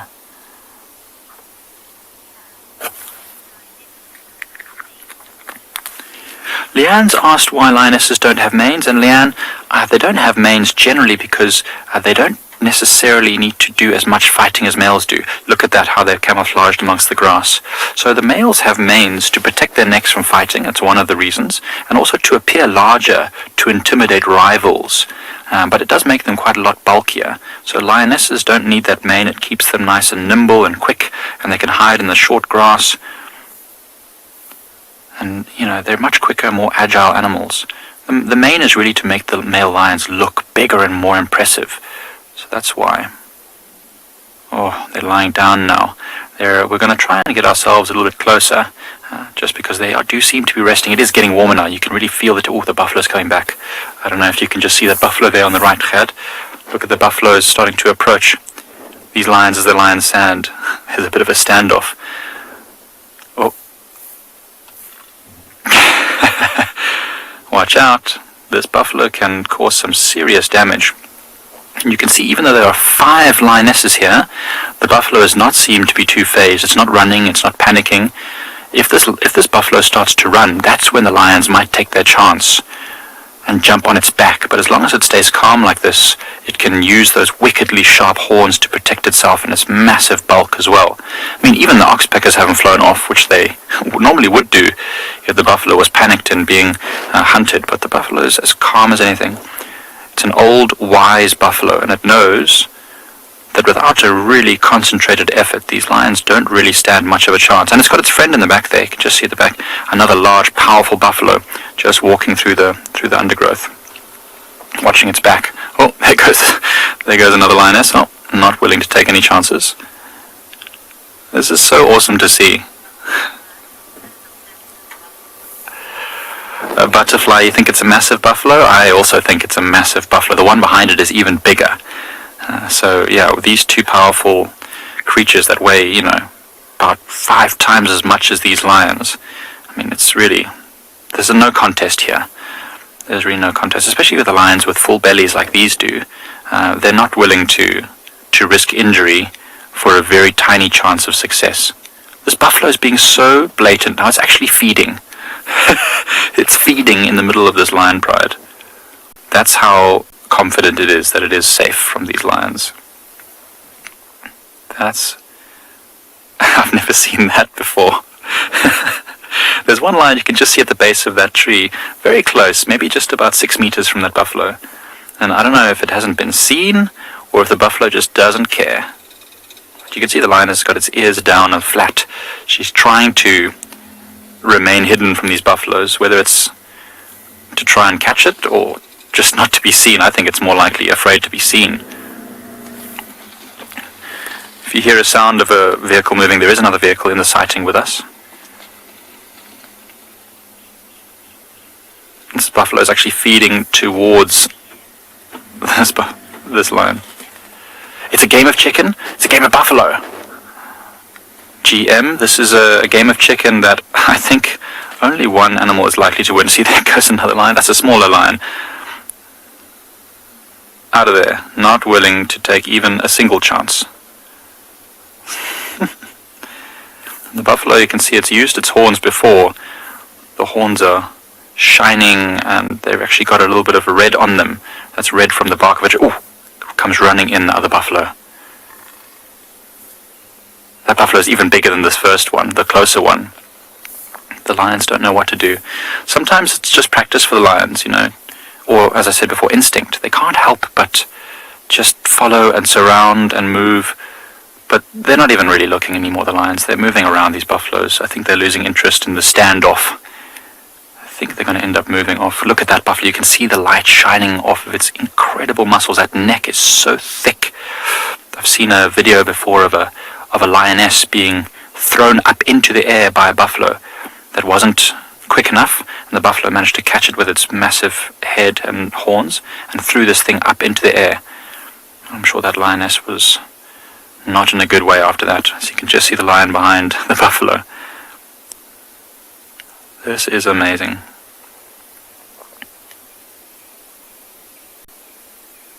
Now, cutting the losses, deciding, you know what, you win this round, but the war continues. Buffaloes and lions are often considered eternal enemies. Amazing.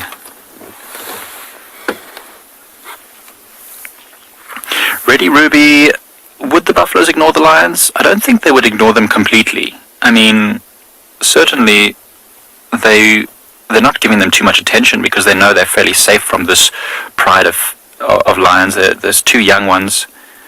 Oh, smell them, Ready, Ruby. You said, can they smell them? I thought you said, can you ignore it? Can they smell them? Yes, definitely, 100%. They've got an incredible sense of smell. And, yeah, the lions, if they're on the wrong side of the wind, right now it feels like the wind is maybe blowing. It's difficult to say, it's kind of swirling a bit, but yeah, it's a swirling wind like that. Yeah, the buffaloes would definitely smell these lions. I can't tell, Gert, is there a lion? There is a lion, there's an ear of a lion right there. And they'll smell those lions and they would have immediately known that lions were in the area. And oftentimes big buffalo bulls like this will go straight towards the smell in order to investigate, and you know, often a good offense is the best defense. And that's what these buffaloes have opted for. They've gone straight to the lions, back to back with each other, and they have not let the lions get even a little bit of a sniff in there. If you were walking through this area, you wouldn't even see that lion. A buffalo is a massive thing, but the lion you wouldn't even see. Just see the tuft of an ear.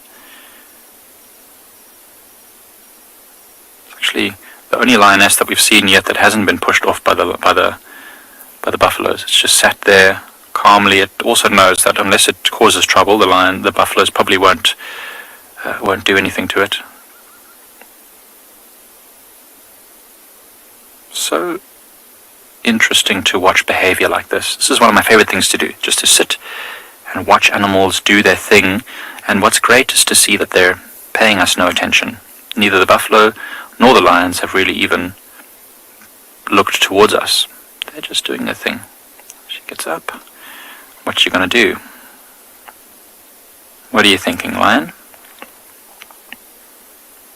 Play a bit more or follow the rest of the pride? What's your plan? Man, but even this lion has a powerful neck. You can see those muscles, thick neck, the shoulders, the back legs. Oh, but look at it. Oh no, it's not. I thought it was going to start stalking towards that buffalo again. It knows better than that.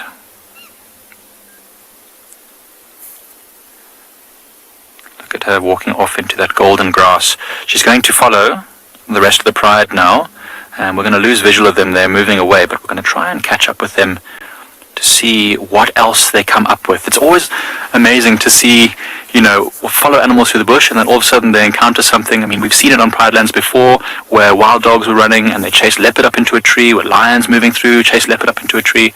So the same thing might happen just now. So let's keep following them and see what happens.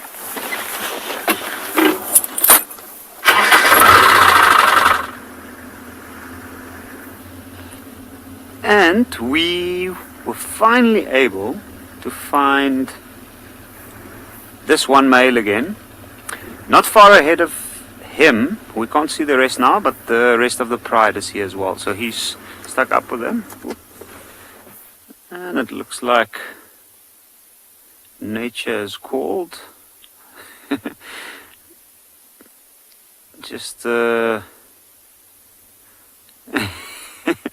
he's busy relieving himself. I guess all the walking this morning made the bowels move. I'm sure the others aren't far from there. They must be somewhere behind those trees over there.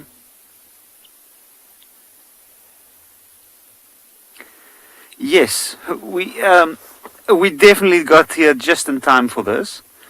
And I'm sure he's going to join up with the rest. So I think let's follow him. Let's see where he goes and see if we can see the rest of them. There's a nice clearing up here, and our view might be great.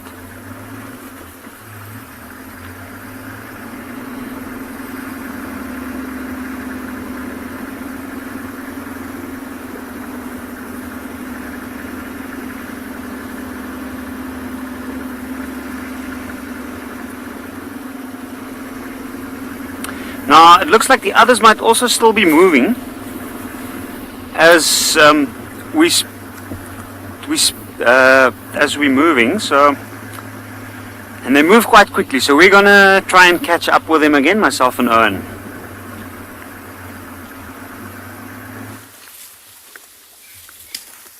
We've got a nice big herd of elephants here with some bebes and some cows, and one of them I recognize. She's got very long, thin tusks, but now naturally she disappeared.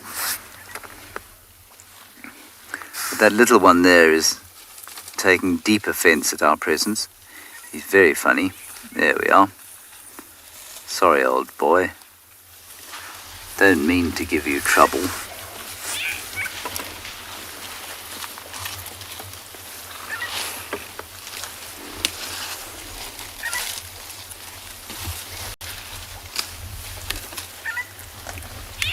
Hello, Greybeard.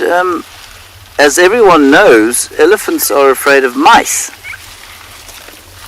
And so, you know, were a woodland dormouse or a gerbil or some other form of rodent to come trotting past here, all these elephants would freak out and run for miles. That's obviously a joke. I don't think they're as afraid of mice. They are afraid of just about all predators. Now I say afraid, they're very defensive around all predators. So a herd like this, if they were around lions, which you've seen at Ngala, they would become deeply distressed. They'd gather together, put the babies in the middle. If they saw a leopard walk through here, they'd trumpet and make a noise. Even wild dogs, they'll gather the youngsters together. But it does strike me as slightly ridiculous, because other than for very large prides of lions and very large clans of hyenas, it is highly unlikely that anything would threaten a herd of elephants like this. There's the cow with the big tusks there, Craig. And if you can see her, she's now deep in the sticks. Let me just sneak slightly forward. I'm hoping we'll be able to roll. That's it. There we go.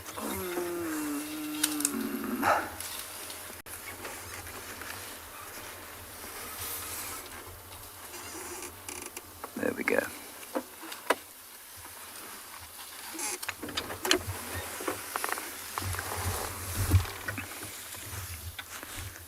It's being very kind to us, this herd.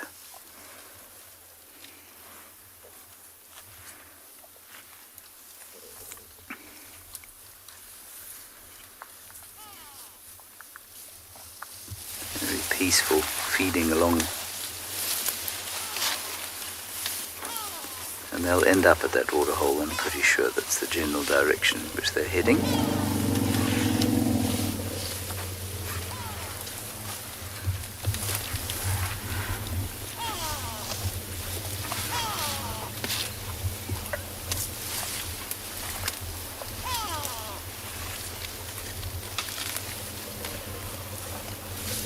don't know if you can hear them rumbling at each other.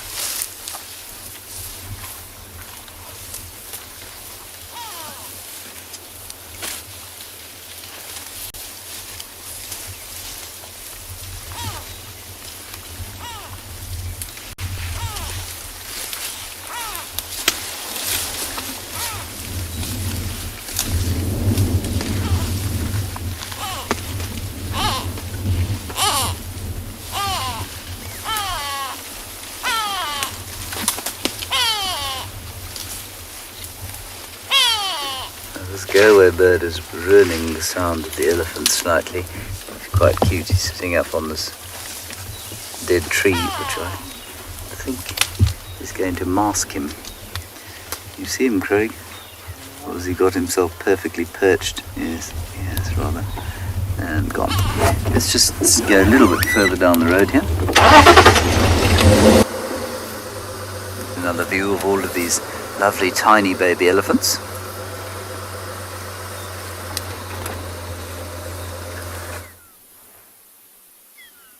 What a sight. And I'm sure the last sight you would have wanted to see when you were a cow farmer in these parts about 100 years ago. The whole pride walking across a clearing. You can see in the distance the two males have caught up, and then some of the younger ones up ahead. You can see one lioness has just stopped. She's looking towards a riverbed. You can see some of the other younger ones at the backs also stopped, having a look in that direction. They're being really active this morning, and I think it's because of the cool breeze blowing. And there's the young white female.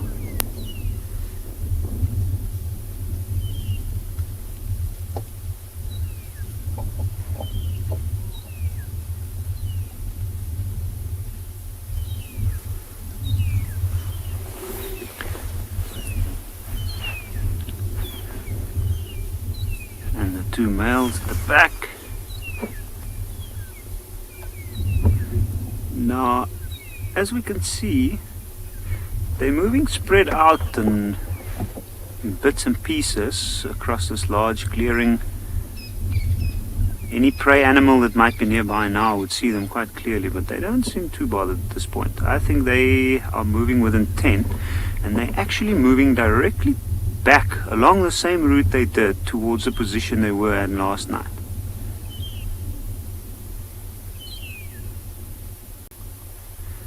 And you can see they're moving on the roads. Now a lion likes to take the shortest route. And these ones like us, they know exactly where these roads are going.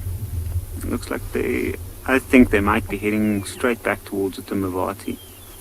But it's almost, I can't help but wonder, it's almost like they went to go fetch the female with the young cubs. She was separated from the pride the last couple of days, and we're not sure where she kept them. And then this male, he was the one that was with them last night.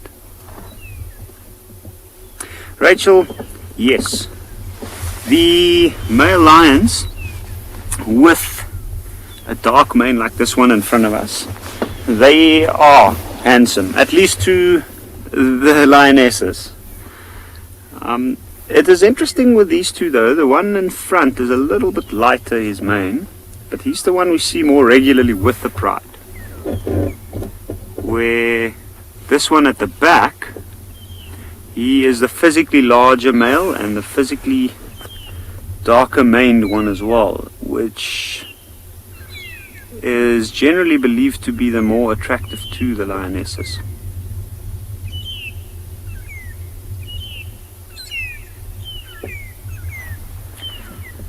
And now they're all disappearing down the road straight towards the Timavati riverbed. I think myself and Owen will follow them and see if they get towards the riverbed eventually.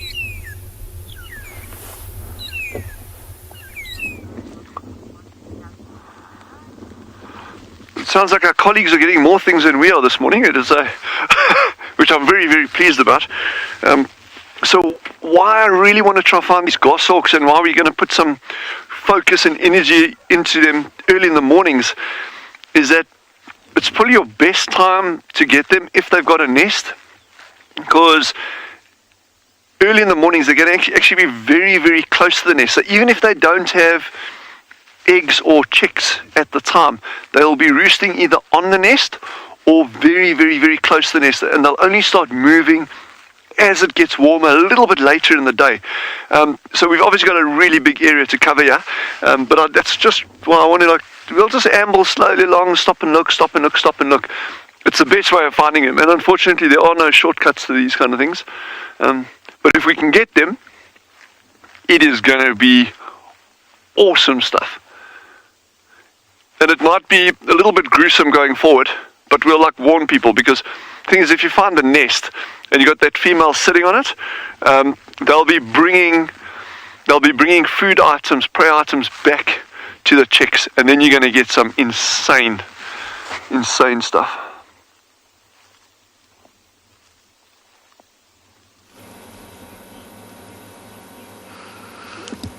Our dwarfies are wakening up. Slowly but surely. The alpha male comes out first, remember. We've got 2. Oh, that was a yawn. We've got 2. Oh, no. 3. So that must mean that all is clear. The alpha male has signaled to the rest of the gang that all is good. Now, I mentioned the giraffe paper. It was from 2016, actually, earlier than I realized. But if anyone's interested, it's called Multi-Locus Analysis, Reveal 4 Giraffe Species instead of 1. It's found on Current Biology and is by Finessi et al. 2016. If anyone wants a good read, it's quite heavy, it's quite scientific, but it's definitely 4 species, 100%. And they confirm 9 subspecies, because there's been between 7 to 9 assumed subspecies, but now they're classifying it in 9. So, back to the mongoose. They are the perfect size for many predators out here, dwarf mongoose, aerial predators and ground-dwelling predators. So they really have to be careful. If dwarf mongoose didn't have the rest of the business, or the gang, they probably wouldn't have such a high survival rate. They would be on their own. They would have no one to alert them, no one to look out. And they would be snapped up quickly by all sorts of predators.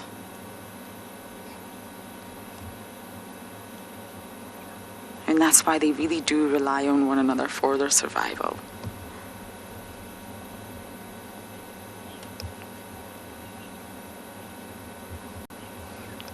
Megan, I want to see it. Send it to me. You got a great shot of the mongoose yawning. Sweet.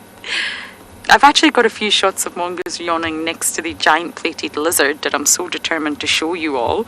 I've managed to habituate that lizard. I've been working on it. And I've just not managed to get it live. And I got a good shot of that little mongoose yawning. And it's quite unique because they've got really pale pink. There we go. I hope you got that one too, Megan. We can start a collage. The yawning of the dwarf mongoose. It's very sweet. And you know, they say yawning's contagious. So I hope I don't start yawning in your ear soon. Theo, are you yawning? No, he's not yawning.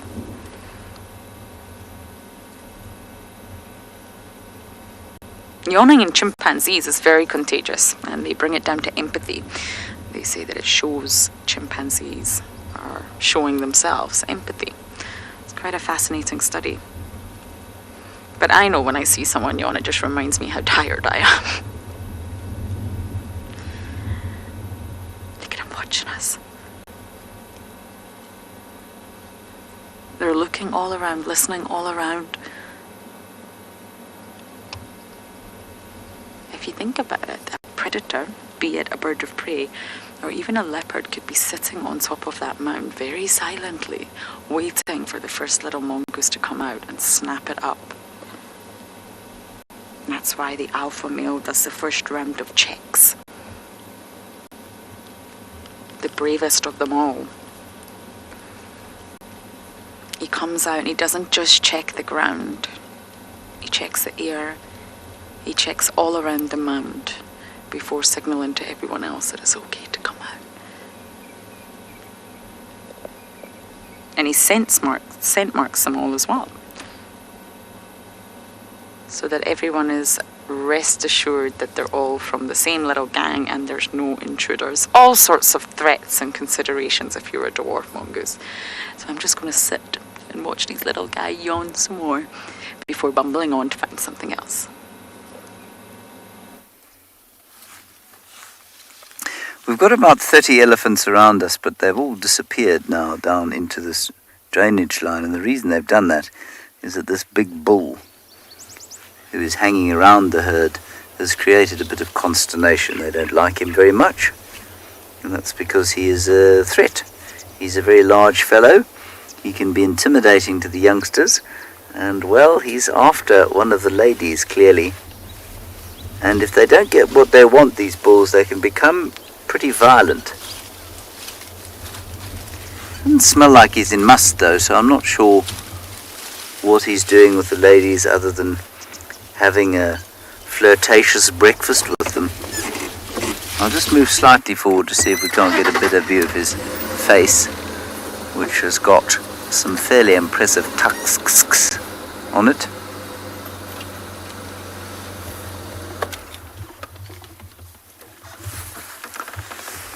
Yes, season and weather definitely affects the behavior of animals.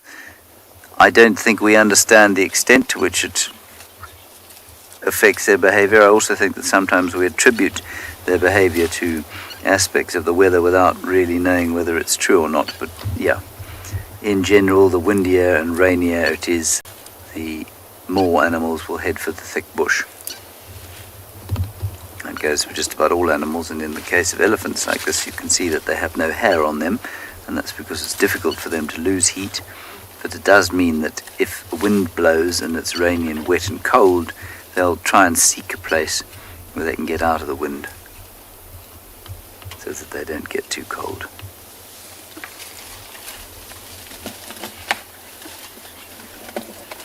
So he's got quite an impressive set of tusks, that fellow. I put him at aged, let's say 35-ish. He does a bit more. I think the tip of his tusk's actually broken off. But it's quite sharp when he turns. There, you can see. So it's not so much flat as it's cracked off, except that both of them look the same. So I don't know, maybe it's just unusually shaped tusks. They've definitely been worn to quite a nasty looking point. That would have no problem penetrating the shell of the Land Rover.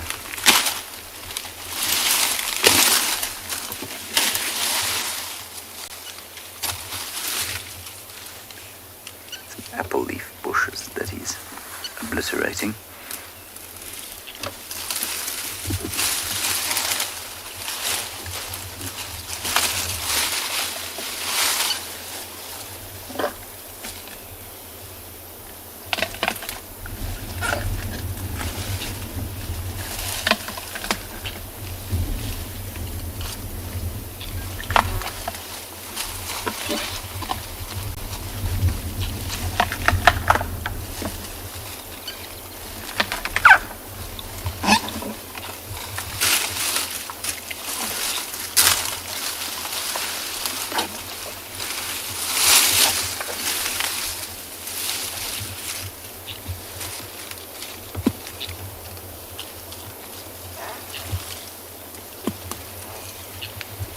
Sound is one you listen out for when you're on foot, not the crunching so much, because if an elephant's heard you coming, they'll stop feeding, but often someone in the herd will drop a dung ball onto the ground, and so you'll be walking through knowing that there are elephants around somewhere, and you'll hear, and then you know you're close by.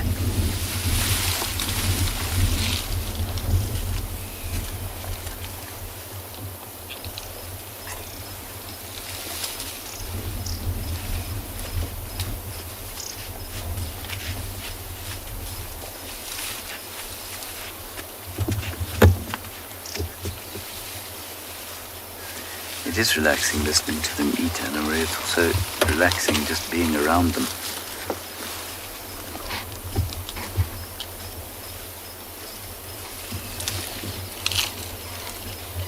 Well, most of the time. I mean, if they're chasing you down the road, it's not very relaxing. This chap's not doing that.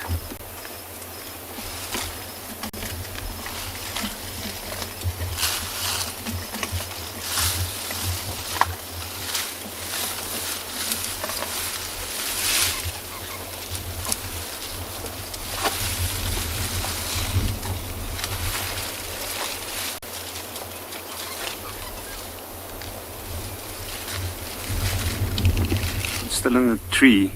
Yeah. So we've just come across this incredible scene.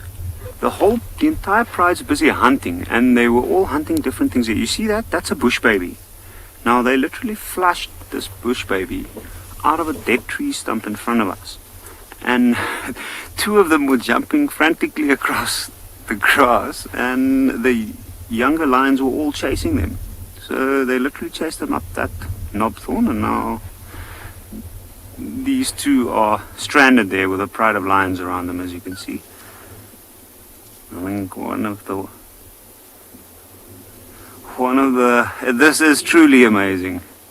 There was also another one off to our right that was hunting a mongoose. Couldn't see exactly which one. Might have been a banded mongoose. But they found the perfect spot with tall enough grass, a lot of dead trees. And I think there's a lot of small mammals hiding within these poles of grass. Bernice, that is very, very good to hear. First time to see a bush baby. It's unfortunate that you see the bush baby within this situation. Unfortunate for the bush baby. But for the lions, this is certainly the first time I've seen them do this behavior from them. I think they are actually having a lot of fun here at the moment. Besides hunting, there's so much happening. I can hear every now and again one of them rustling in the grass. You can see, look at those ears out. See, every now and again a stop, listen, and then quick movements. And with those large ears of theirs, they are able to hear so much better than we can. They initially turned off the road to come into this area. There was I'm not sure what it was. It looked like a large antelope, which drew their attention, and then I think the younger one spooked it off, so the attempt has failed. But now they've come across this stands of knobthorn. Lynette, bush babies are nocturnal, and that's why they were unfortunate to be flushed by these lions. Normally they wouldn't be active at this point. They will find a nice secluded spot where they'll sit and rest up during the day. I think they were just unfortunate that the Birmingham Pride made their way past that spot. You can see all of them are moving around in different directions. I think they're going to regroup at this stage. And they're probably going to continue with more serious things of looking for a large prey item on their way down to the riverbed. I'm still thinking that they're going to move down towards the Timbavati. And the spot coming up ahead is quite a tricky spot. Ooh, I can see one or two laying down. That one's getting up again.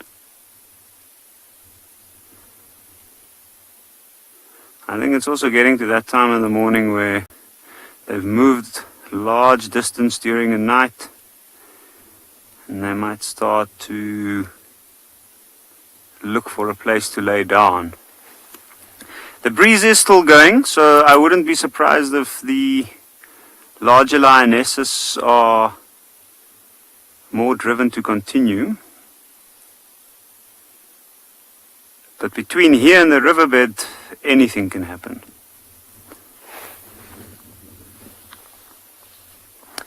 And looks like they're all moving in that direction now.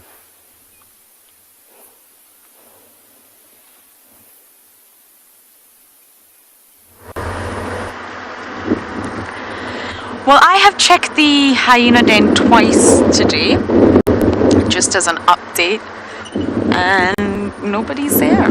The hyenas that we saw first thing this morning, I'm sure it was in Tima, they're not there. No one's. And I am finding it frustrating, I'm not going to lie to you all.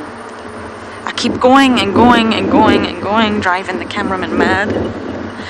And no one's there. So the cops are still inside, but we're just not getting the chance to really spend time with them like we used to. So I shall keep trying, I shall not give up. I'll be there this afternoon as well. But just as an update for you all, I have been twice this morning. And Juma's very, very quiet. There's been a lot of people working the area and not even a single leopard trap. But we do have some trusty old impalas. Well, one's even sitting down.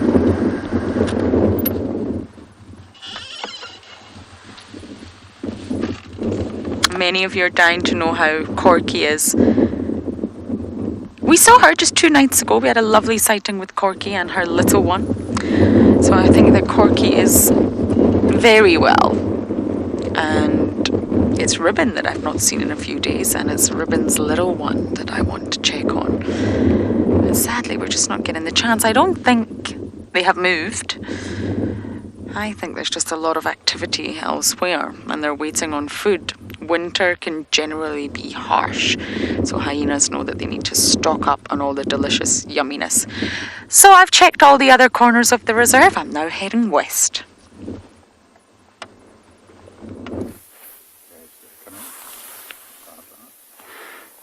And as you can see, it looks like this bush baby has just dropped its head a little bit. And I can't see too clearly from where I am, but it looks like he might have also started closing its eyes.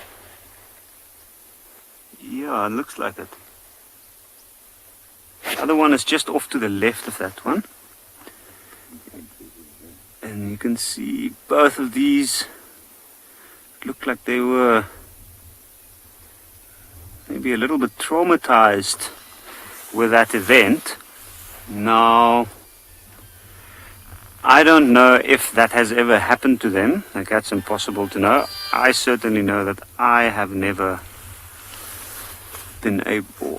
seen anything like this. I wouldn't even imagine that something as large as a lion would go after something as small as a bush baby, which is actually unbelievable. You can see Piggy, bush babies are primates. They are a primate that is closer related. They had a common ancestor with the lemurs in Madagascar, so they're not quite the monkeys and the apes that we find in other areas of Africa. But they are primates. They are nocturnal primates, though. And the correct name for this little one is actually a lesser galago.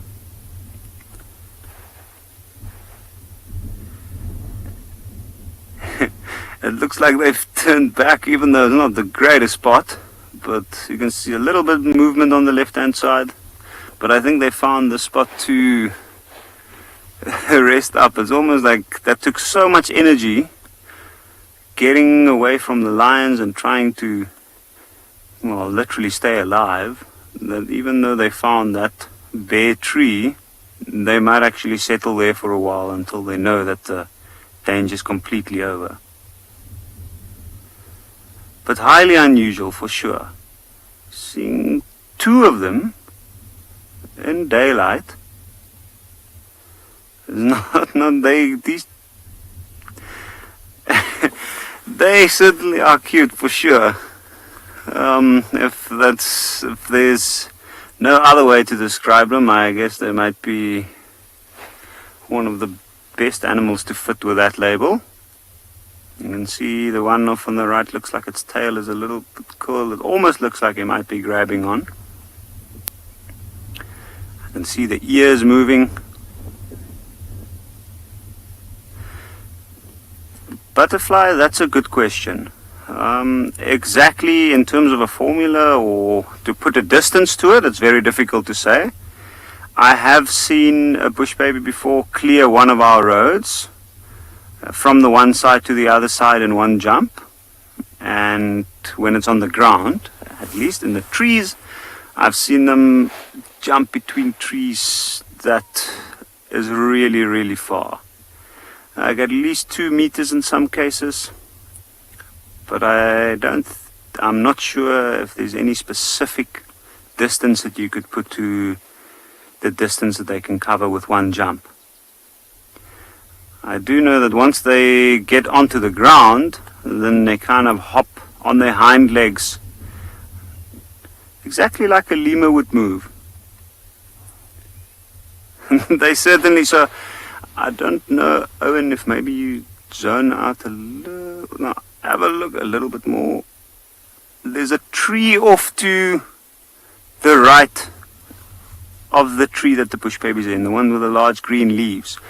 Now, from the base of that tree, the one leaped all the way up to the position where it is in now. The one on the right, or maybe a little bit lower towards that nuke.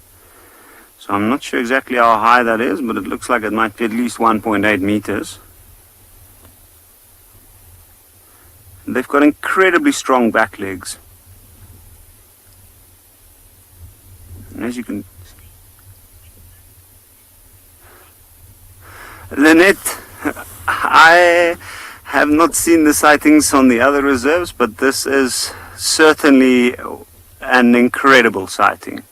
And I'm glad to hear that you're enjoying it.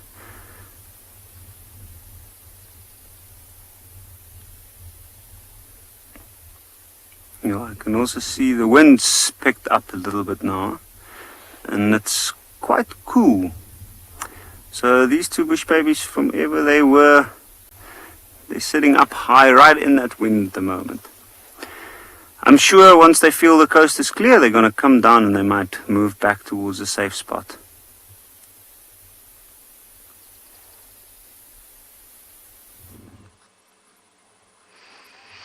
We have a climbing warthog. He was on top of this termite mound and is just making his way around the termite mound, finding any sort of delicious food for breakfast. It's on those wrist joints.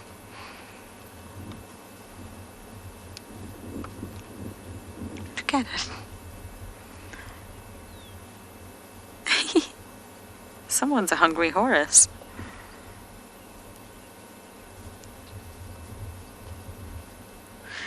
Now the tusks in warthogs are not incisors like elephants. They're the canine teeth. And they grow out sideways. And that's how it's visible, because they can get so long. And that's how we can see them. They grow from the upper and the lower jaw. There's 2 sets. And believe it or not, the longest record, or the sort of longest tusks on record, 600 millimeters in length. Isn't it crazy?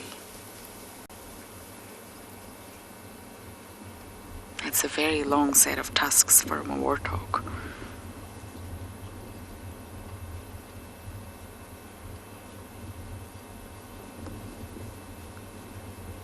And it's always the lower tusks that you can't actually really see that you have to watch. Oh, hello, Impala. That you have to watch out for in warthogs. But these canines that form the tusks actually erupt at less than a month in warthogs. So when you see these tiny little wart piglets running around, their canines have already started to erupt from the jaw. It's a warthog's main form of defense, so it's very, very important that these young ones also develop the tusks as quickly as possible.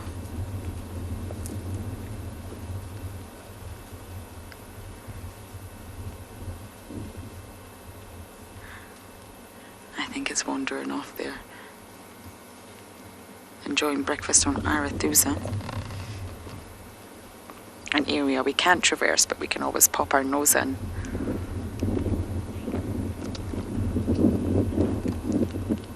Didn't catch that name, but yes, it's got a very long mane, or the hair on its back, very long.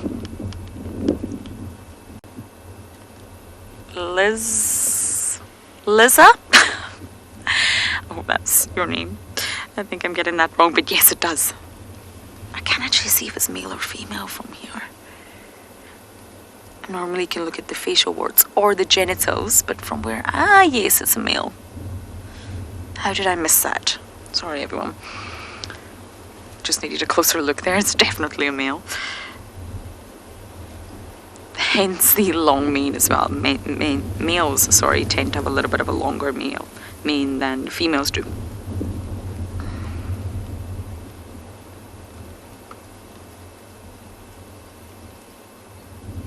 Since our warthog has disappeared, and I actually have a tusk here, Theo. Now this is a very old tusk that, well, used to live in the tent as well. And you can see how big it is actually. This is my hand next to it. But the main thing is how heavy it is. It's very, very dense. Really, really dense, this tusk. So if you imagine you're a warthog and you have to carry this, that's why they've got such muscular necks and such specially adapted skulls for that reason. Because these tusks are very heavy, and if you think about it, they have 2 sets of them.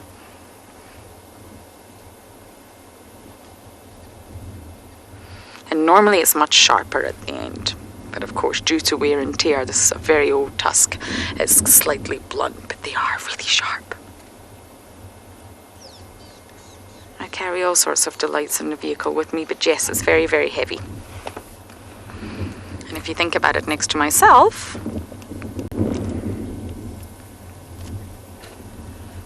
this is what I would look like with a warthog tusk. Protrudes far out from the face. So yes, warthogs, powerful weapon right here. Okay, I'm going to continue bumbling the west. Let's see what we can find.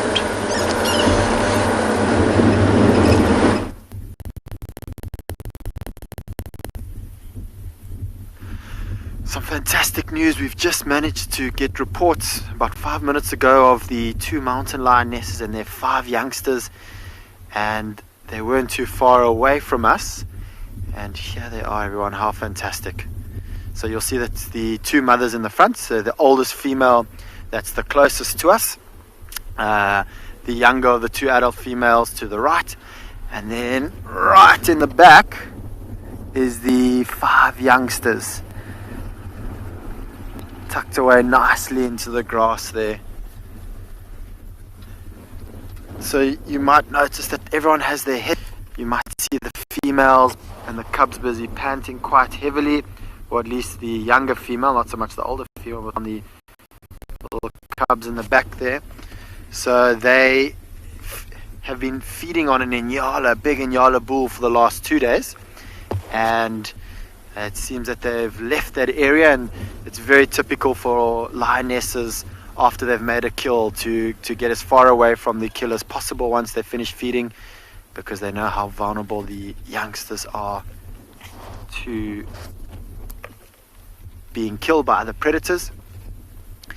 And they'll be a little bit more edgy today, those youngsters, just like the zebra, wildebeest and impala that we saw earlier, and we were talking about how the wind would make them a little bit nervous. The exact same things with these cubs, with it being very, very windy. They're having smells from all over, and they can't hear as well. And I'm not sure why they're lying away from their 2 mothers. So the area where we are at the moment is the area where we've just come from, and they are heading, or they were heading, in an easterly direction, which is the direction in where the cubs are at the moment. So I don't know if they were just walking up ahead and then the 2 females decided to lie down. From them eating yesterday, they will probably be internally overheating, and so they are quite hot, and that's why they're panting. And this is the first area where they would have walked, where there's a nice raised area, and by being up on this raised ground here, they're getting the wind, which will cool them down, and also a great vantage point. Now, a big male Inyala would have gone down very well for these 2 females and the 5 youngsters. Let's have a look how full this female's belly is. Oh, not extremely full. You'll see. So the older female has a slightly fuller belly than the younger female, and that's because she's the more dominant of the 2. So she would have been able to feed on probably more of the carcass and when it got towards the end of the Inyala, she would have flat cat. You are right, they are fairly muscular. I think the Phinda lions are just very fortunate that they have a very good diet. They don't struggle to hunt here, whereas some prides maybe only make 1 or 2 kills a week. Our prides of lions are renowned to making 2, sometimes even 3 kills a week. There's lots of Inyala, Impala, warthogs, so they've got a very, very good high protein diet, and that's all going to help them with their muscular physique. A little bit of a rest. They've been walking for a bit this morning, and so it just took about 5-10 minutes to gain their breath. Moondust, I'm not actually 100% sure of if it is 5 male cubs. So it is the Bayala pride that has all the 5 young males. So I know the guys have been trying to figure out exactly the makeup of the cubs, and we do think it's about 4 females and 1 young male.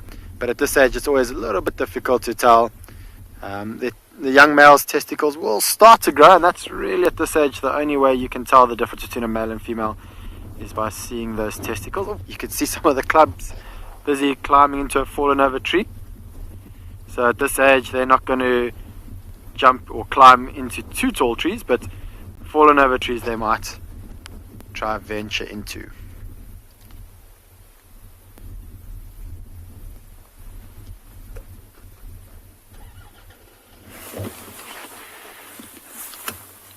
Once again, we've caught up with a pride, and we've just caught them after a failed hunt attempt, or another failed hunt attempt. In these clearings that we are, there was a small herd of impala, and the older lionesses, they spread out. They were trying to go at it, and then one of the younger ones unfortunately spoiled the hunt once it moved into the clearing. They're still moving down towards the riverbed. You can see the 2 males still at the back. The young white female was with them. Look how the 1 male splitting off and just taking another route from where the rest are moving.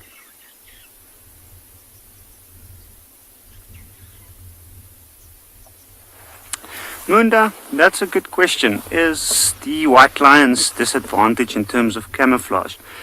You know, there is a lot of speculation about that, and there's been a lot said about that. But as far as I know, there's no conclusive studies ever really being done in the wild to suggest that they are really at a disadvantage. I know that some of the studies, there is a paper that was published not too long ago on wild white lions, and according to that, they're not really much of a disadvantage compared to the others. I know there was also some paper written on the effects it has, or their coloration has, on their hunting ability after dark, in which case, on full moon nights, in which case it was actually found that it might even favor them. We are just going to loop around back towards the road and then follow them down towards the riverbed.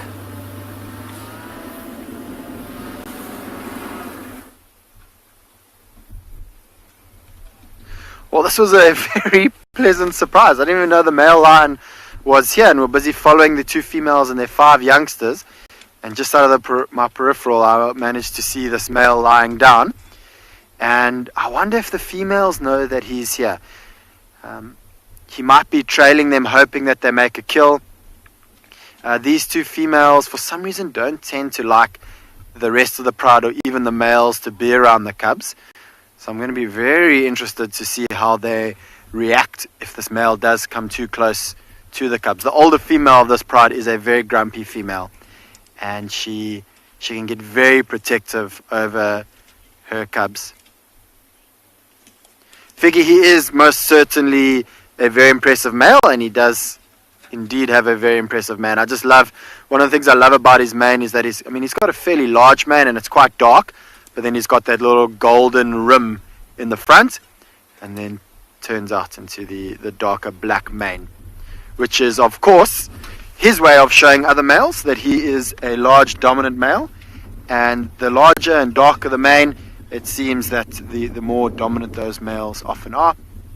And quite a lot of research has shown that lions with dark manes tend to be the more dominant ones in the pride, and when it comes to fighting, those are the males that the other prides want to try avoid. So it seems that they've all moved over. I don't want to lose them. It is quite a thick area up ahead and over, and there's quite a lot of rocks here. So we're going to have to do this slow and steady to see if we can catch up. And I'm hoping that we see some interesting interaction from the female and the male.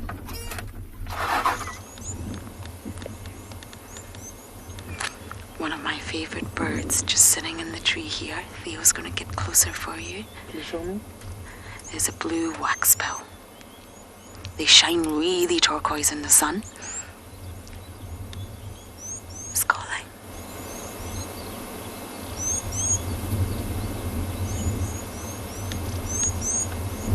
Can you hear that?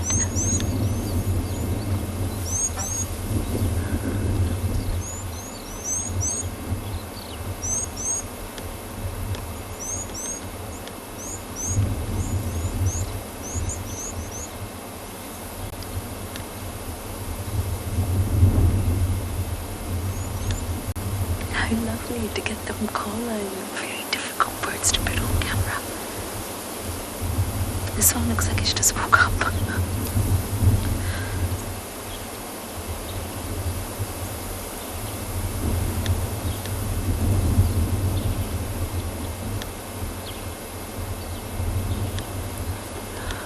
What a lovely little sight. I think I'm going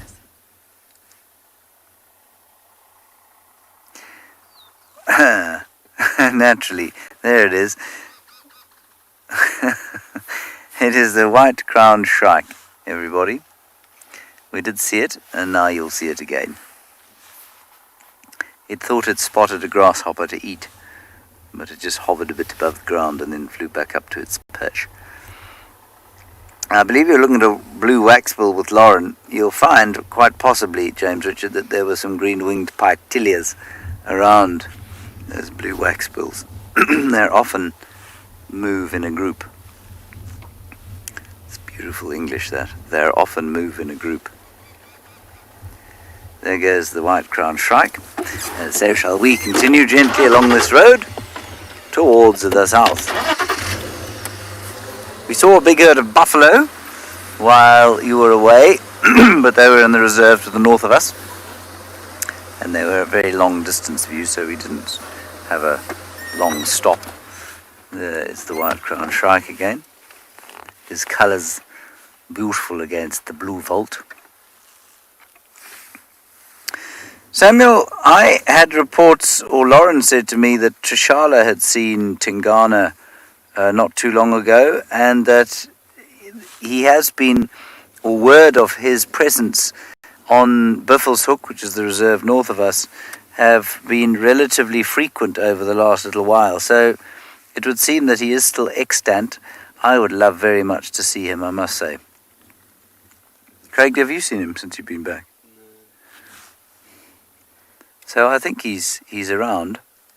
Tingana, for those of you who don't know, I suppose, most distinguished male leopard, now approaching his 14th birthday. And so he's pretty much gone into retirement now, although I do believe the last time he was seen he was still in very good nick. But he won't be standing up to a fight with my least favourite male leopard, that is Mulwati. I say my least favourite because he's chased off Tingana, chased off Hukumuri, who was the male to the west of us. And, you know, he's all very well coming in and chasing off the other males, but if you're not prepared to be looked at yourself, then you're frankly a waste of oxygen on a reserve like this. Now, before everybody attacks me and tells me I'm a nasty and horrible human being, I am joking. it just would be nice to have Hukamuri and Tingana back, because they were so wonderfully confiding around a vehicle, whereas Mulwati is just terrified of a car,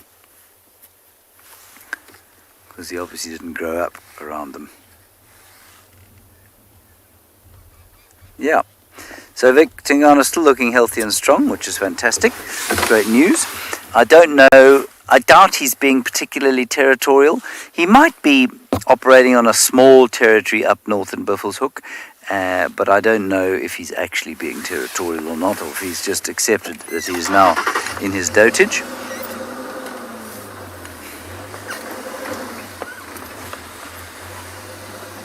But Juma is basically now dominated by Mulwati, the terrified male leopard. He's terrified of nothing except us. And unfortunately, as far as we're concerned, that's not good. He also never hoists his kills. So secretive is he, which means we don't even get that sort of long-range view of him feeding in a tree. So personally, I hope he doesn't hang around for too long.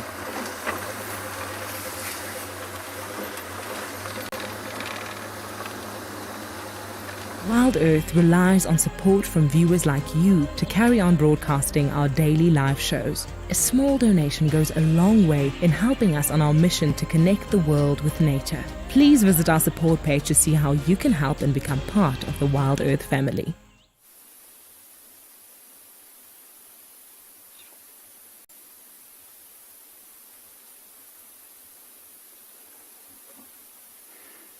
And we are finally in Timbavati riverbed, and now all of the lions have settled. You can see some of them still have their heads up, eyes are opening and closing. Look at that lioness to the right of the big male. Their ears are still moving, they're scanning around. They spread out a little bit.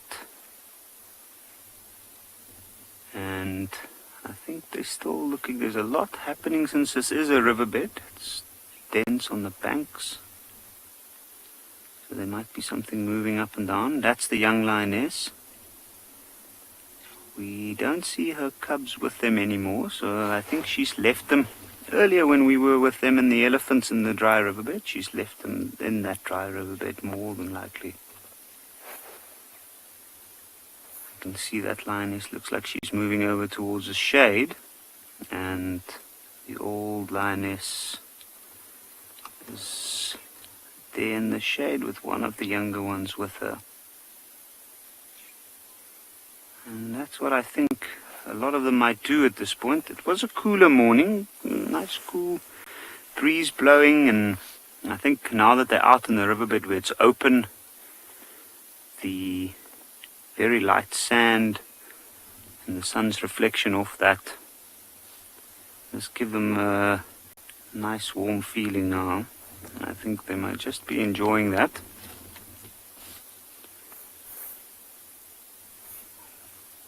But by the looks of things, there's a good chance they might settle here for the day. You can see at the far back there's the other large male has just put his head down and he's out.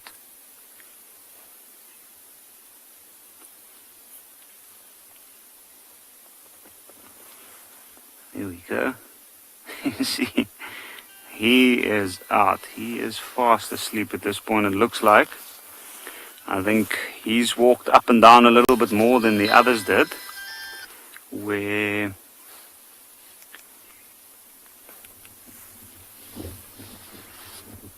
I can see slowly but surely they're all moving over towards the others in the shade, and not long from now they might all clump together on that bank. Absolutely incredible. Not what I expected. Look at the cub trying to climb up. It's like king of the castle. There's the one cub in the view of the tree, and it's not allowing the other cubs to climb up. We've got the two mothers in the tree, the male just off to the left, keeping his distance. The other cubs trying to come up from the other side of the tree now. Look at those claws. Oh my word. I did not expect these cubs to try climb into this tree when I saw the mothers climbing into it. This is the first time any of us that I know of have seen a cub into a tree. Oh, there we go. Oh. It's a good way we can see whether they're males or females now while they're busy climbing trees. So the one that's climbing up now had testicles. So that is at least one male. Then there's another cub off to the right that's decided that he can't climb this tree. So he's just climbing a fallen over tree. Oh, just fallen out of the tree. This is so awesome. Once again, Phinda lions climbing trees. So normally we've been seeing it with the Bayala pride, but now we've got mountain pride climbing trees. Allison, it is so adorable. I couldn't agree more. And you have the one mother who's lying very comfortably off to the right, just relaxing. The younger female almost surveying the area, and the cubs all trying to figure out how they're going to follow the one that's in the tree. Look how they're all looking up, watching the mother move around. So all learned behavior, watching the confidence of the mothers in the tree. The problem is that the area where the mothers are lying, they've kind of blocked it off for the youngsters to climb any higher. Let's see, the one that's in the V is having a look up. Maybe it's going to try to get up to the female on the right. I wouldn't be surprised if these cubs do climb this tree if they don't fall out. As they get older, they will get stronger, but lions aren't perfectly adapted to climbing trees, so their balance won't be as good as that of a leopard. And at this age, they're still very clumsy on the ground, let alone up in the tree. And this is probably one of the highest vantage points that these lions could have, and I wonder if that's why they didn't climb into this tree. Because by climbing into the tree, they can see much further. Ooh, let's see if she's going to jump out. Yep, I don't know. She lifted her head, so she turned around, and something caught her attention. I can hear oxpeckers in that direction. So I wonder if there's not impala or wildebeest or zebra off in that direction that's caught her attention. Wow, jeepers. The way she moved through that tree was like she was a leopard. That was so incredible. I haven't seen a lion run through a tree like that before. And the cubs obviously not going to stay behind and be left behind. So they want to now see where the adults are going to. But I think that there's something up ahead that they could potentially hunt. I can hear oxpeckers. I could see she lifted her nose into the air. I wonder if the male's going to trail from behind. He's been keeping about 100 meters or so from them, and I think that's because he's probably been on the receiving end of this grumpy female today. But if they do make a kill, he's going to go running over and steal this kill away from the two females and the 5 cubs.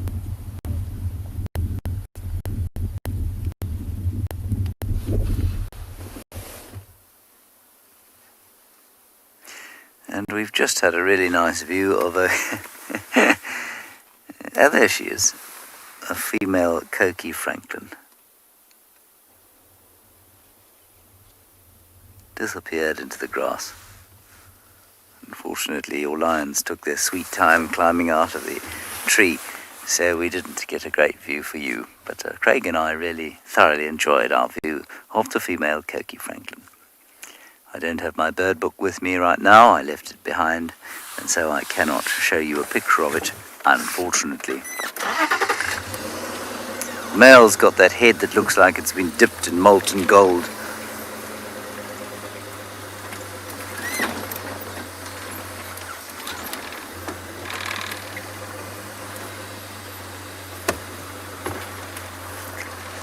We've come out back towards the clearings around the camp.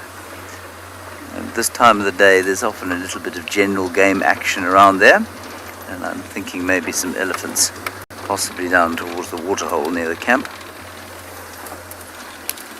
Oh, look at this. Well, well. This poor tree has had better days. Now, this is one of the unusual examples of the Chilia nilotica, or the scented thorn. I should say it used to be one of the unusual examples of the Chilia nilotica, or the scented thorn.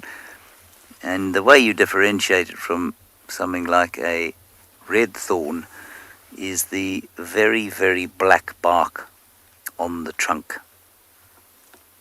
It's also a lot more kind of bushy.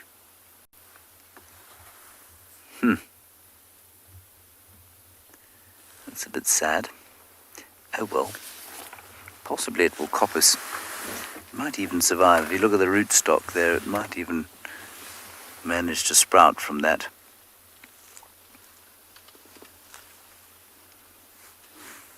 And to those of you who are vaguely dendrologically interested, it's something of a strangeness to me that this tree doesn't grow in greater profusion here.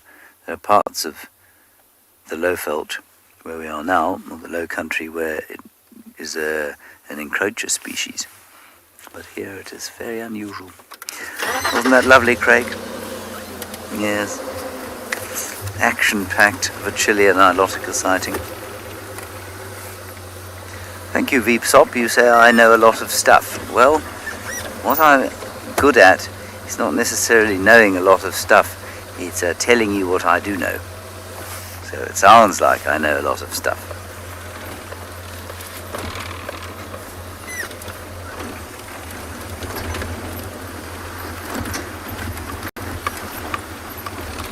Naturally today, of course, there is not a vague hint of any general game on these clearings.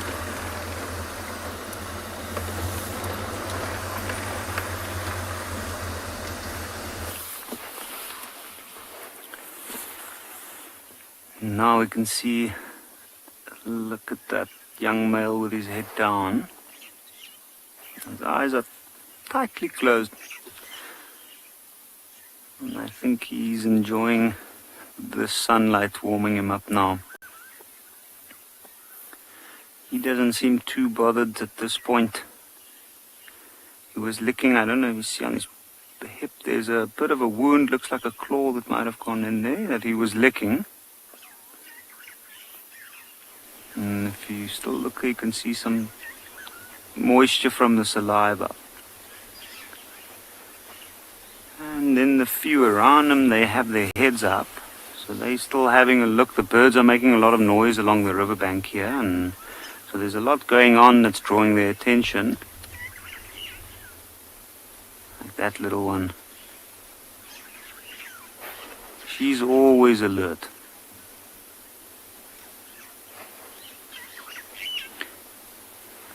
Kathy, I agree with you. I think that white male's going to be quite large. If I have to add to that, I can say that I know for a fact that we saw him still suckling from some of the lionesses that had milk more than a year of age, which is a little bit unusual. He's also the one that usually fights around the carcass to get to eat the most, and what we've noticed is he's grown so quickly, he's a little bit larger than all his siblings. And he always made sure that he got the most to eat. So I agree, he's going to be quite a large male once he is all grown up.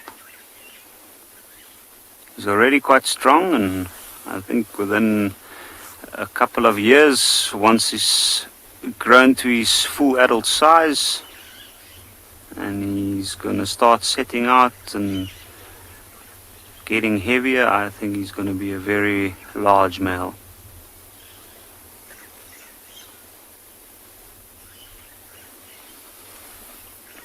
Oh, I can see the young lioness is moving over to the rest at this point, and it looks like they might just continue laying down here for now.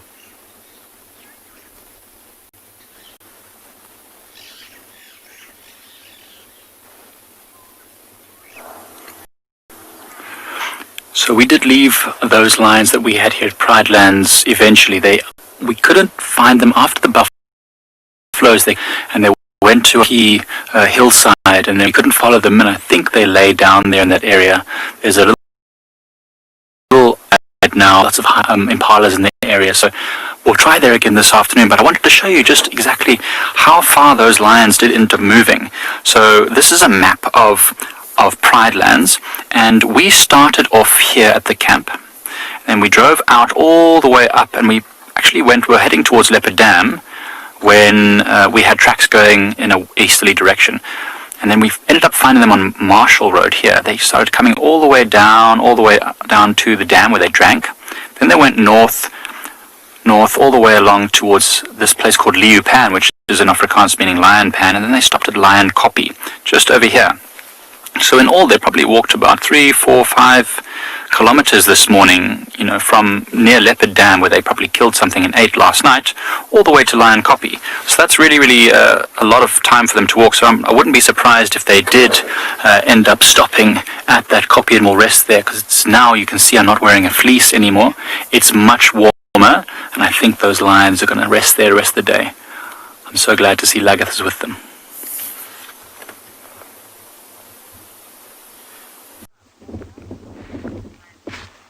Try to get that one in the front, to the left, to the left, to the left. We've just got these magnificent eland bulls. No luck on the goshawks yet. We actually had one flying in the far distance, so we're trying to relocate it. But we just popped into these, or bumped into these eland bulls here. But what I wanted to show you is this massive one that David's on now, with that huge dewlap. So that big flap of skin on the neck is called a dewlap, D-E-W, lap. And a number of species out here actually have it. You also get things like mountain zebra that have what appears to be a dewlap, but it's a little bit different to what these eland have got. But these dewlaps can actually be very important for fat storage going into the dry seasons. Very, very distinctive on the males. The females are a lot less so. But that dewlap is even blowing in the wind on this animal. How awesome is that to see? And there's another one that's going to come out behind it. Look at that. Yow!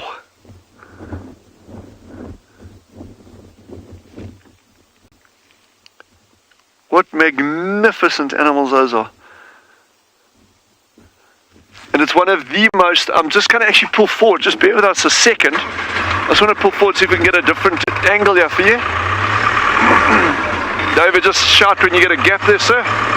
Okay, wait, we're coming up now. A little bit further. Okay, wait, a little bit more. Almost. And you got them there, David? Yeah. So these are one of the most important animals in San culture, or what we call the Bushman culture. And it's probably the most frequently depicted animal in their rock art. So the petroglyphs that we have on Swalu, and in paintings, Bushman paintings in other areas. And they paint these animals with an incredible amount of detail that you can actually determine male, female. You see the dewlaps very, very clearly. And if you're interested, we'll actually do those rock art sites again, because I think it'll be worth spending quite a bit of time with the rock art. And their significance to the San. They were actually regarded as one of the rain animals. And we can get into more detail of that when we're up at one of the rock art sites with you.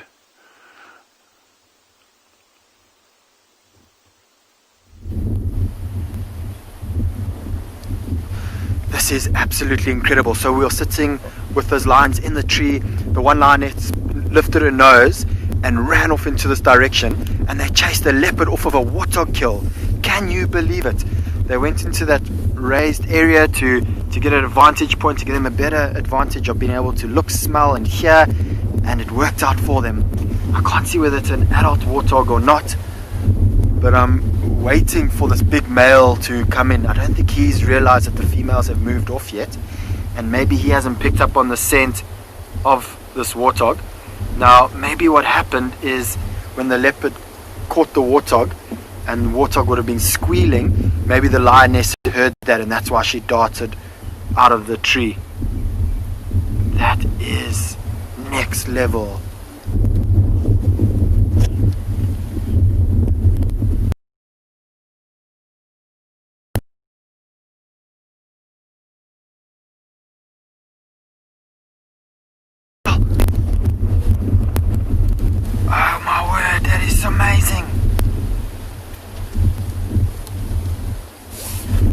see whether it's a male or female leopard. It's a little bit tough to tell. The grass is quite long. It looks like a male. You can see still quite a bit of blood on his chin. So he must have just started to maybe feed on it. So if there's blood on his chin, that means that he didn't kill it and they didn't hear the squealing. We would have heard the squealing as well, I think. And so maybe just the wind changed direction. The female could hear, the female could smell the scent of the warthog. And the fact that he's got blood on his chin would let us know that he was feeding. That is incredible. I mean, we are probably 200-300 meters away from where this warthog is, so they could smell a fresh carcass. You would expect them to be able to easily smell an old rotten carcass from this distance, but a fresh carcass, yes, okay, the wind is quite strong, and it's amazing that this leopard hasn't moved off. And it is quite typical for males that they will often hang by close by to lions. They have the confidence that they could get away if they need to, and once these lions are busy feeding on or finish feeding on the carcass and they move off, he'll come back and get the remains. That growling that you can hear is the growling from the cubs. Oh, Patty, yeah. I think, with humans we enjoy watching other people eat our food because we're providing it for everyone, but this male leopard most certainly hasn't provided this kill for these warthogs. This warthog for these lions. And he's disappeared. I'm not sure where he's gone to. He might have just lain down. And so you'll see the female's busy glancing around. She knows that, here comes the male from behind. This could get very interesting. Oh my word. So she's probably heard, there we go, they've seen the male. He's actually approaching very respectfully. I think he might know, wow, he's lying down. That I cannot believe. I've never before seen a male submit to females on a kill, even with cubs. On almost every other occasion I've seen males coming in and chasing the females and the cubs off of the kill. He's obviously quite scared of this older female that I did mention earlier. She is renowned for being grumpy. This blows my mind. I mean, not only were they able to steal this kill from a leopard, but the fact that the male has completely submitted to these two females and their cubs this is the one thing I love about nature, is that you can read so many books and all the books will tell you how males will completely dominate the pride over kills, and this is a great example of how the books aren't always correct. Well, everyone, what a fantastic way to end off a safari in the African wilderness. I trust that you've enjoyed this morning with myself and all the colleagues. I think I'm going to sit here and enjoy what might just happen. And this afternoon I'll be sure to give you some feedback of what happens with the leopard or the male lion. What a way. Have a good day, everyone.